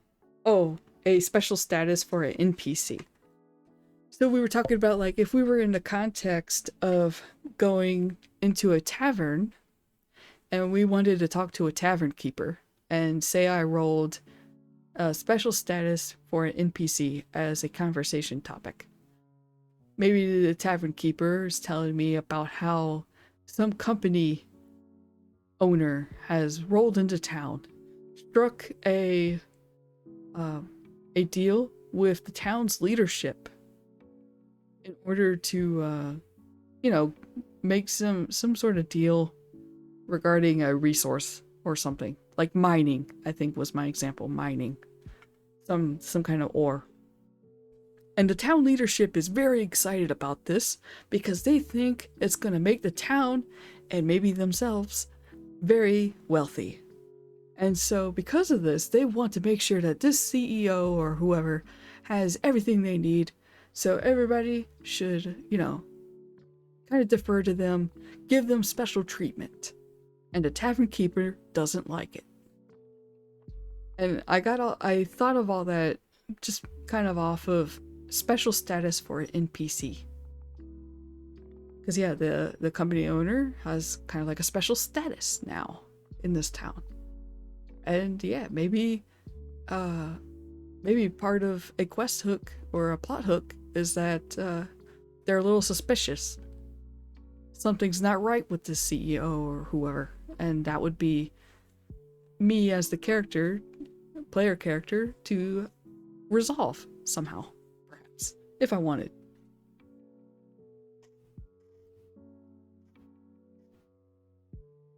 Just drinking some water. Gotcha, so you could help generate some prompts and ideas for the NPC, but also even potentially hooks for more content off a single piece of paper. Love it. Yeah, this one, I've really been liking this one because it has a lot of different things on it. Let's see. Like, there's some other stuff in here that I don't really understand because I didn't read its instructional materials. Like, there's some kind of code on here in some spots, and some of the tables I'm not quite sure what they do, but the NPC dialogue one in particular has been pretty awesome. And like there's a wilderness table that you can roll for like type, environment, encounter, and stuff like that. And yeah, I love being able to kind of tie things together, because if I was to roll that conversation topic, I could take the company wants to get ore. Well, here's my lore deck. I have a deck about material and let's see, an object. Maybe whatever it is they're mining for, I could determine what it is by pulling a couple of these cards. And maybe that material is used to create an object from the object deck. And maybe the CEO There is a deck for figure, so like a person. I could pull cards about that. And then there's a faction deck. A company would be a faction, so I could pull cards for that. And then for the lore deck, on one side we have keywords, and then on the other side there are prompts. So like this is the creature card. So you can see there's trait, like extra limbs or appendages. These ones are all traits except for this one. This one's background. So like for this one, the background could be hunted as a rite of passage. I'm gonna throw that in. Oracle interpretation is also a great brain practice for GMing. Helps grease the gears and joints of leaping to new and interesting ideas. Yeah, exactly. I've written a short story using the story engine deck too, which is the kind of like the flagship deck, where it's sort of more about like kind of like a story prompt creation. So we had the story engine deck, we have the lore deck, and then I have the third deck, which is the world building deck. Let's see, do I still have that link up? Yeah, here we go. And then they have a bunch of expansions to cover different genres. I have the fantasy expansion for the story engine deck. They actually just started opening pre-orders for relationship expansion decks, which I wish I could get those, but alas, I will have to wait till a later day. But they are very cool things. I found out about them during Free RPG Day. They had a sample deck of 25 of their story engine cards as a freebie at my game store. And I got that. And it was like the lights went on in my head because they were just so cool. Yeah, this is the biggest, the lore one. Yeah, so there's my hand. It doesn't even fit all in the camera because I have the camera zoomed in. But it's basically almost the width of this dinner tray that I'm using as a table. And when you open it up, you can see that there's a whatever you call it, the sleeve box insert thing. And then you can buy expansions. Like this one is the Humble Roots and Epic Origins, which is basically a backstory set for characters. And then I have the 3 bridges that can connect all 3 core decks together. But that's the only expansions I have. That and the fantasy set for the story engine. Yeah, these things do fit in the box if there's free room. If you want to keep them separate, like this one I keep separate because I wanted to be able to pick a backstory when I want a backstory. But the fantasy expansion I rolled into my core deck because I'm almost always working in fantasy anyway. So yeah, let's see. I'll go ahead and start working on an item. I think now I might only have time left to do one because I do have to get some stuff done this afternoon before I run out to run a couple of errands in the evening. Gotta go meet with my parents for about an hour. Oh boy, cat yelling in the distance. He's been very ornery today. Mine is starting to behave now. He's just sitting there licking his pudge on my bed. That's okay, because that's quiet. Okay, so we're gonna create an item. Since we're starting specifically with an item, I'll start with the object deck. So I'm going to draw one of these They both had lunch. Okay, good. That would explain why my cat is nice and happy, because he had his little bit of lunch. And the other one's just grumpy. It's probably because Cheeky's also been working on her computer, and he doesn't seem to like it when we are both on our computers. He just wants Cheeky to stay in bed in nice cozyville. Oh, you know what? Cheeky, if you're listening to this, I wonder if he's upsetty because he started sleeping in that chair that you are sitting in. He can't sleep there because you're sitting in it.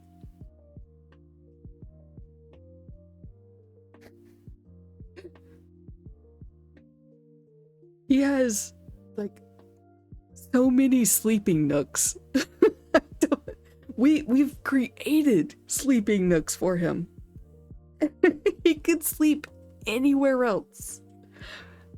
But just recently he started sleeping in that chair, which he's not using it. I bet that's it. He wants to, we took the princess's bed. Okay, enough about the cat. Okay, so I picked it off of the top.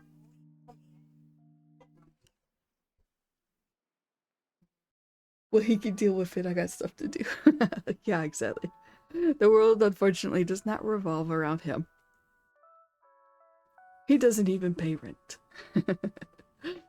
I mean, he's retired anyway. He'll be 16 this year. Anyway, object. Okay, so we have an abacus. We have a sling. We have a bowl. And we have a ring. Came for the creative coolness, staying for the cat drama. Yeah. Usually it is not this bad. He does get a little grumpy when we start streaming. But today in particular, he has been mad. And now, yeah, I'm wondering if perhaps, it's because Cheeky has taken his recent sleeping spot. Okay. So ring, I feel like it could be pretty easy. Like, almost too easy, because, I mean, come on. Lord of the Rings. It's right there. But I kind of like bowl, because I feel like that could be something kind of interesting. Every now and then we get the cat tax, too. Yeah, it's a little easier for me to give the cat, to pay the cat tax on Discord, which I'll go ahead and throw that there if anyone's interested. But if he comes around me again, I'll pick him up and I'll shove him under the camera. Can't do that with my other cat though. He weighs too much. He is too pudgy. But okay. Yeah, so I think I'll pick bowl because I feel like that could be an interesting object to work off of. It could go various different ways. So I'm gonna pick that here. Originally, also to explain the grid on the screen, originally, it's meant for chat to tell me what to draw next, but I did run out of time for this one, so I'll be picking the cards for this one, and then maybe I'll have another stream where I do this again, and then we can, for this deck in particular, I feel like it'll be a lot of fun to kind of randomize me even further and tell me what to draw for it. So that's what the grid on the screen was meant to be. But let's see, because yeah, it is 1 o'clock pretty much. So I'll try to wrap this up within a half hour. Alright, so I got my bowl. What am I going to do with this bowl? Well, on the back, we have some prompts type things here. So we have a trait, helps communicate over long distances. Feel like that would be interesting. Background, found buried under a location. And then here you can see there's a little icon. That icon corresponds with the location deck. So if I was to pull this, yeah, this icon here, in case my hand was not under the camera enough. yeah, so if I wanted to use this background, I could then draw a location card and tie them together. And then we also have another background created by a creature, which gives another icon for the creature deck. And then a trait, vampiric, leeching, or draining properties. Yeah, scrying bowl. Yep, that's what I thought too. Yeah, that's the hard part with these cards sometimes, getting out of your comfort zone to try something different, because I can see me defaulting to ring a lot. Yeah, and I think almost for the same reason, I don't know if I want to do a scrying bowl, because that also feels a little too easy. And I want to create something a little bit more unique. So maybe not helps communicate. Let's see.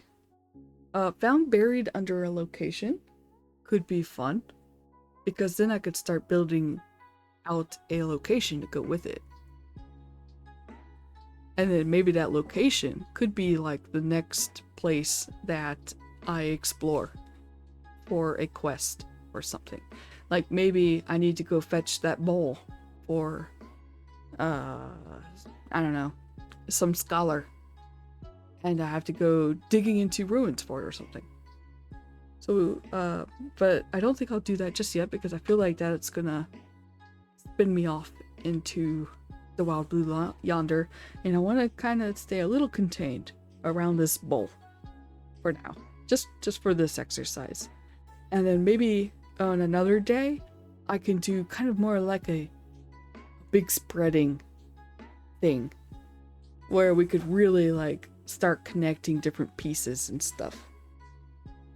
So I think I'll pick vampiric, leeching, or draining properties. So now imagine a bowl where if you eat out of it or drink out of it, it can sap or leech away your health or something.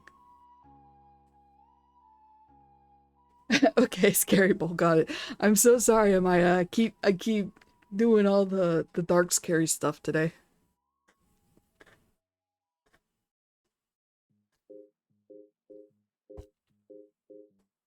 I mean, I was talking about last night at the CrossPath server about using the shed antlers of an arbor as daggers.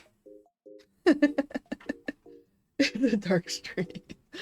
I mean, it's been kind of gloomy. I thought the sun was coming out this morning, and it did for a little bit, but it's been back to cloudy.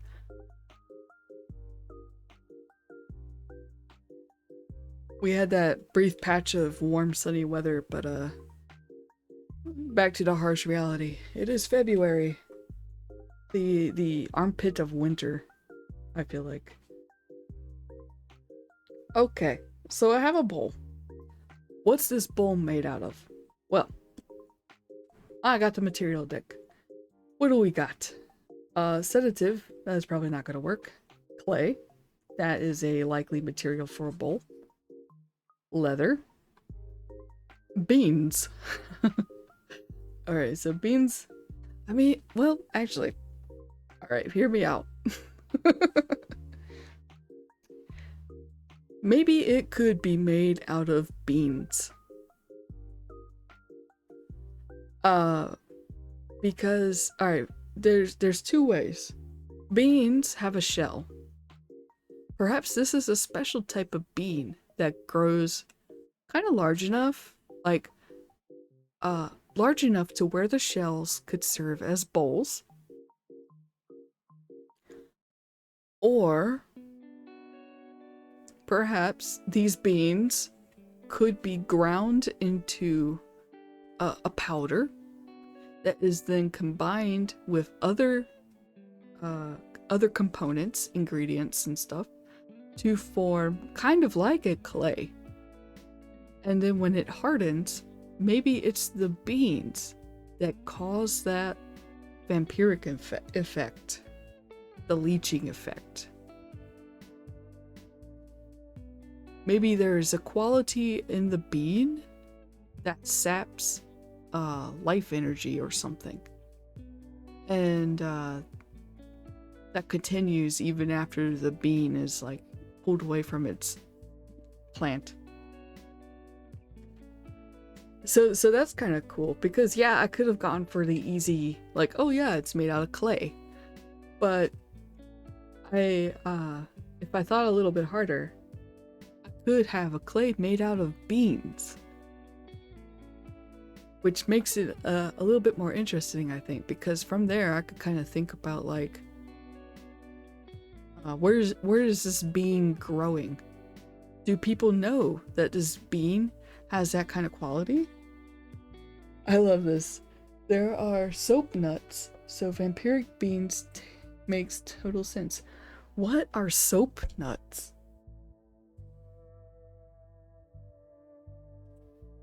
You mean like nuts that you can make soap out of? I gotta look this up now.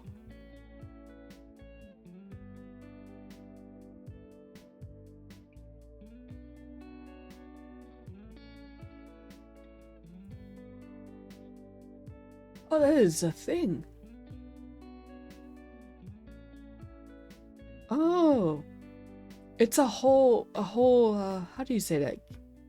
Genus? Genus? Genus? Genus? Soapinins, and some people use them as soap to clean. Yeah, so it's a whole group. Members are commonly known as soap berries or soap nuts because the pulp of the fruit is used to make soap and shampoo. Oh, that is so cool. Today I learned. That is awesome. Thank you so much for coming in to the stream and dropping sick factoids about plants in chat. I am totally here for that. That is cool. Used as a scouring agent for preparation of coloring fibers such as the yarn of tussar silk and cotton. That is so cool. Nature is great. We in our soap nut knowledge era. That is awesome. Yeah, so who's to say that in this world that this bowl exists in, maybe there's a type of bean that could be used to make a paste into a clay. Thank you for not minding my random biology knowledge. Nah. I loved it. That is so cool. And you know, like stuff like that, that's what really helps inform world building and stuff. Because as much as I like playing around in fantasy and stuff, it still helps a good deal to be grounded in real life knowledge about stuff. And that's actually why this year I wanted to try to read some more nonfiction stuff. Because like I spent a good deal of my primary school time not paying attention in class. Yeah, I was really I was seen as very smart because I was also always getting good grades and stuff, but there was a good deal of time where I was not paying attention. I was busy doodling and drawing and writing silly little fan fiction or writing in notebooks that were going to go to Cheeky, who would also probably not pay that much attention in class because she would write back to me in a notebook. Sorry, Cheeky. But yeah, so now there are things that like I don't know, stuff that got covered in elementary school or more like even high school. I do not remember. I'll hear like, oh yeah, they teach you that in history class, and I'm just like, who was the 5th president of the United States? Although I will say that government class was actually kind of hard to doodle in because that teacher was pretty strict. but somehow I still do not remember anything about it. That's fine. I got to do creative writing, which was way more interesting than general education. Yeah, see, it was more interesting than education at the time. Because at the time we were busy kind of like wrapped up in little creative worlds and stuff like that. But it's only now as adults when I feel like my media literacy has increased and stuff like that, that now I understand how knowing that stuff is actually helpful for creative writing. Because I would love to incorporate some more like political drama or political tensions between nations. But man, I do not know how. And I probably would know how if I had paid more attention in history class. I made a whole new written language with a friend in school so we could openly pass notes. See, that's so cool. That's so awesome. Yeah, I don't know. I'm not teacher material by any means, which is why I didn't even really know if I could call this a workshop, because I'm not really teaching. I'm just going like, I do these things with the cards and I have ideas. I have no idea how to actually like teach coming up with ideas or anything. But sometimes makes me wonder, like, what if I was a teacher for kids or something? I don't know, it probably wouldn't go well. Not that experienced with kids. Okay, so I got this bowl. I've decided it is made out of beans. I guess the lore deck does also come with these little arrow tokens. So I could have an arrow. Like if I had a bigger table right here, you can't quite see, but if I could, I could have it on a table where this is down here and I could have an arrow pointing to here. And because of how I have it oriented, it would indicate that this bowl is connected to beans because it is made out of beans.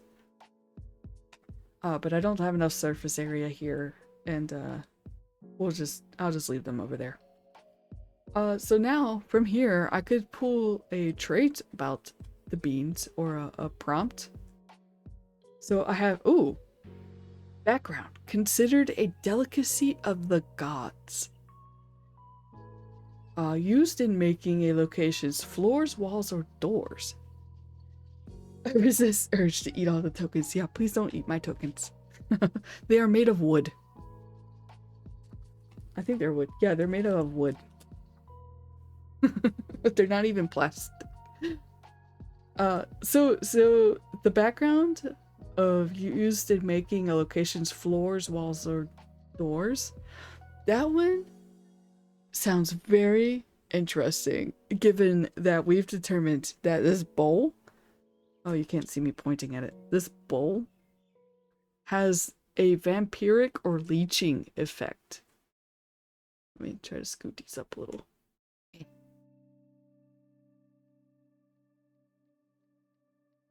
Get over here. Now, if a bowl made out of these beans has a leeching effect,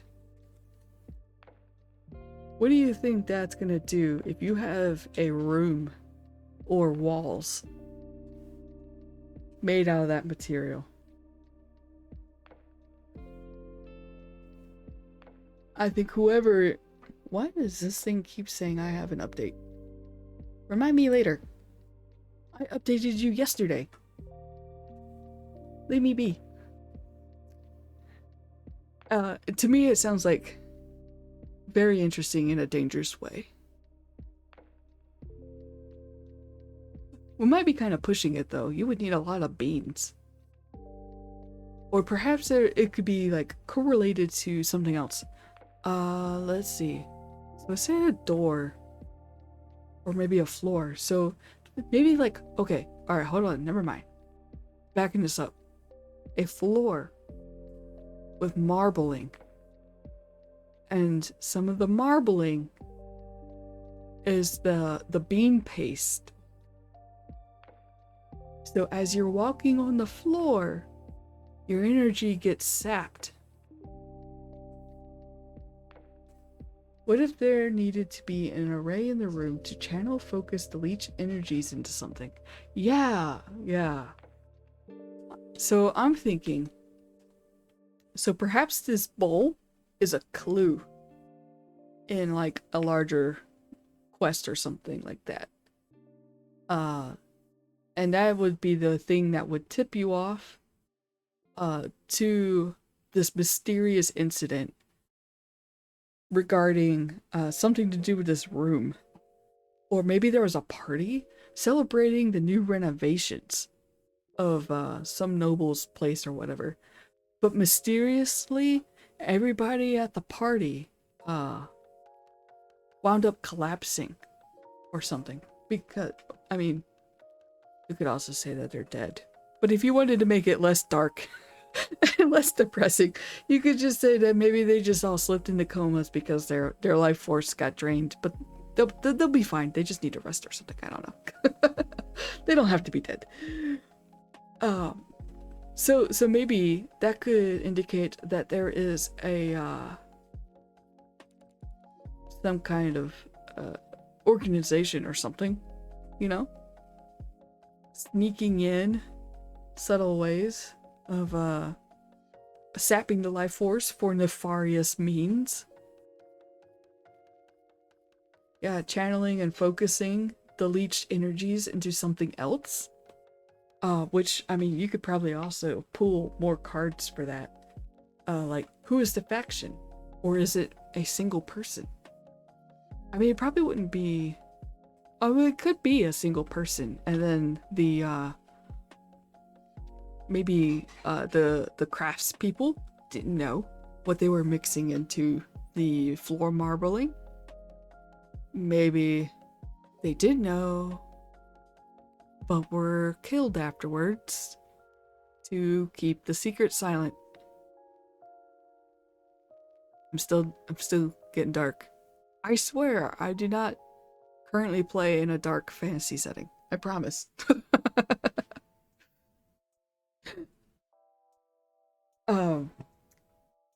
Yeah, so that's a cool thing. I like that. Because like that is a whole plot hook right there, I feel like. And yeah, from there we could pick a figure. So a disruptor, an outrider, composer, emergency worker. This is the same card that I used recently. I didn't shuffle this deck. But this one, I feel like this one doesn't really work too well, so let me pick another. It'll be the first time that I've picked a different card in this one. So we got a weapons maker, an idealist, a tester, record keeper. Okay, so weapons maker, I feel like right there that's a motive already, but that might be too easy. Instead, idealist. So what if this person who's behind this this marbled floor is an idealist of the wrong kind of nature? They are wrapped up in their ideals. They see themselves as the hero of their own narrative. And in order to make that narrative possible, they created this floor to sap the energy of these people for their ideals, for whatever it is that they need to accomplish, to bring those ideals into reality.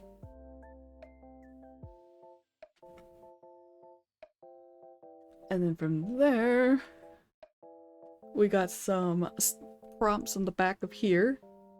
So maybe their trait is funny or glib. Maybe they're a funny person to the people who they interact with. You know, kind of like that charisma and stuff. Or maybe they are funny, but nobody understands or nobody has caught on that their jokes are not jokes. That they have actually meant every single word that they have said or joked about. And that is what throws everybody off. Nobody suspected them because they thought that the person was just joking or making funny gags or references. But they were actually the villain the whole time.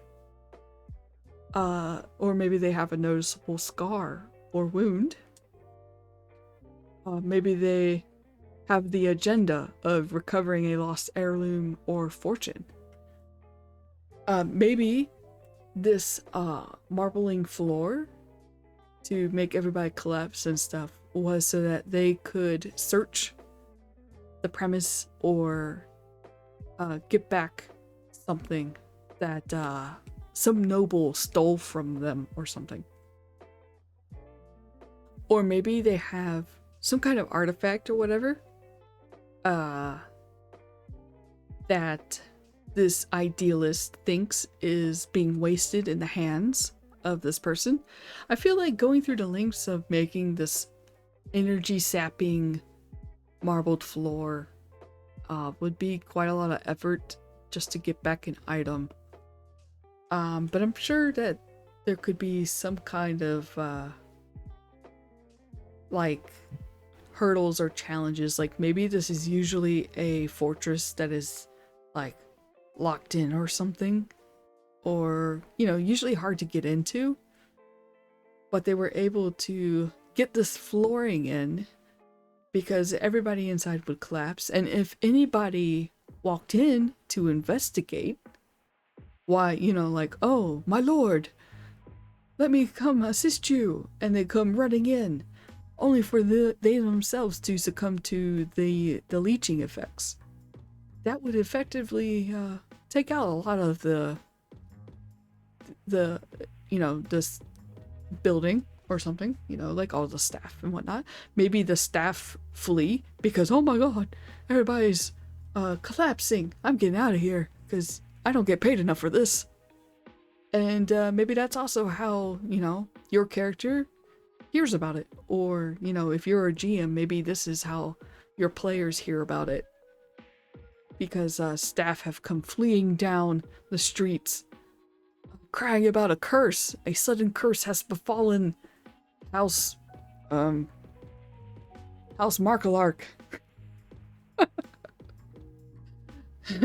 They've angered the gods. And now you have this mystery. Like you have a villain, you have a motive, you have a clue with the bowl. That could be kind of you okay? I might not be. We're coming up on 4.5 hours of streaming.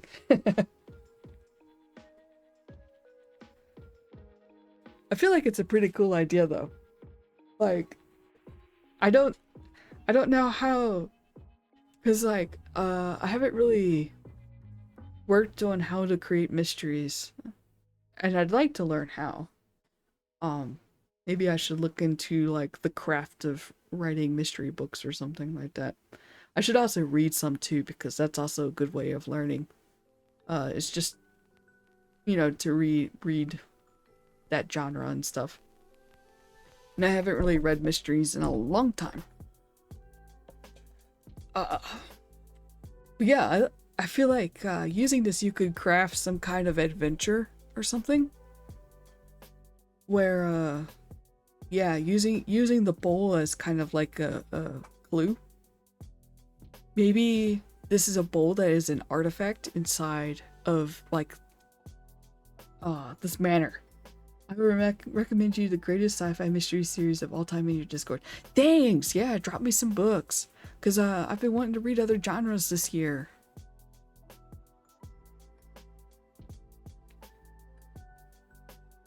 And, what was I saying? Oh, yeah, so I can see this as being kind of like the start of like a short adventure, all contained in this like manor or something. And maybe this person has henchmen. This unsuspecting person that no one really suspected because they were just seen as like a local jokester. And it turns out that no, they were actually not joking the entire time.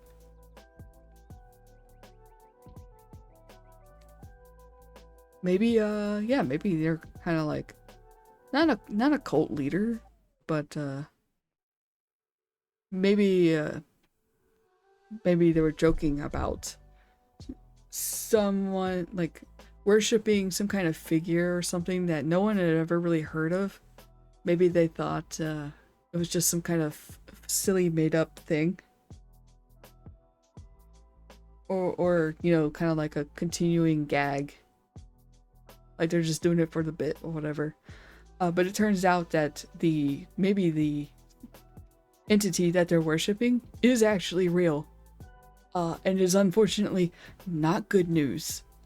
Maybe it's turned out to be a different name for a demon. Or some forgotten old god or something like that. And maybe that's what they want the energy for. Or the relic and stuff. Or both. Two birds, one stone, you know? Get the energy needed to power whatever relic. And summon the old god. Woohoo! And then maybe finding that bowl would be the clue to figure out like why everybody passed out in that room.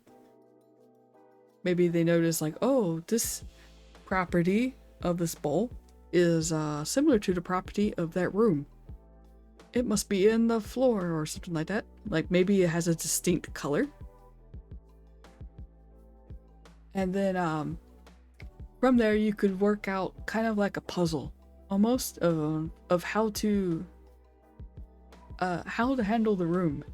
Maybe there's something that makes you immune to its effects. And that's what the villain is using. Because maybe now by this point the villain is aware that you're in there to stop them.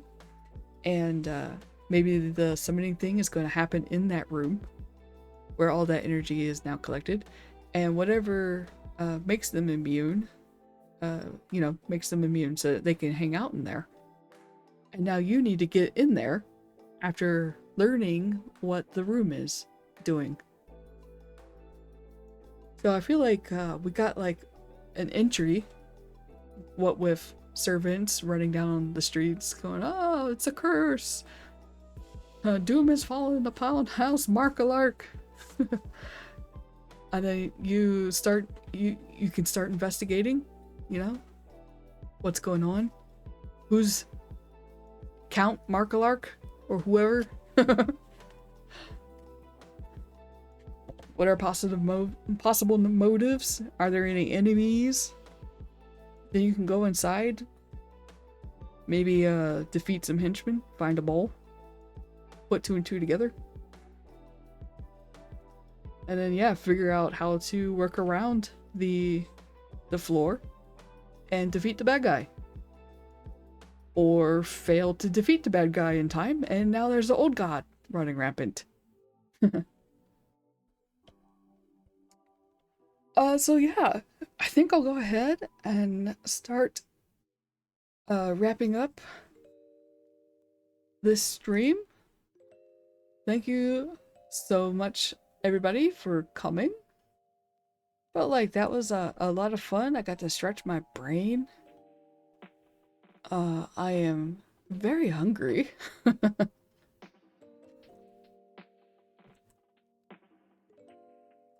Let's see.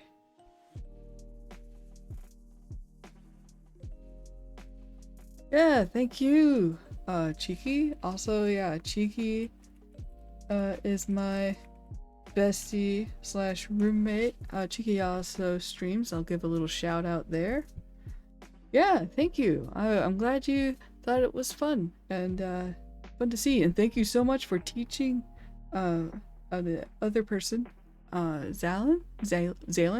Thanks for teaching us about soap nuts. Totally cool. Let's see, what was I doing? Okay. So yeah, I'm pretty tired and hungry, and no one I personally follow is streaming at this very moment, and I don't quite have the energy to find someone relevant to follow. Well, yeah, my stomach's starting to growl. I had a snack earlier, but it's been a couple hours since then. But yeah, my stream schedule, I will stream on Thursday. It will be Loa related. I think what I will do is do the part that I didn't get to cover in this one, and that is to create a Legends of Akaroth character and a one-shot plot hook using my story engine cards and my character design deck. Because assuming that I get my time off request approved on Friday the 13th, I wanted to play through, hopefully, the entirety of a Legends of Akaroth one-shot using the character and the plot hook that I create. So I think I'll do that on Thursday. The campaign, which is in the pin post, starts crowdfunding on Tuesday, so the hype train will hopefully be going. Because yeah, a lot of us are very hyped for it. I am very hyped for it. Oh yeah, time to call it quits because that drink of water felt very soothing, and that's not good a sign. So yeah, again, thanks everybody for coming. Did I do the thing? Here it is. There's the Discord. It's for both me and Cheeky, so you get 2 birds and 1 stone. And yeah, just thanks for coming. It was fun. I'll have this up on YouTube sometime this week as well, for those of y'all who came in later. And yeah, have a good day, everybody, or good night. Sleep well if you're about to head to bed. And more importantly, safe travels through the veil. Bye bye.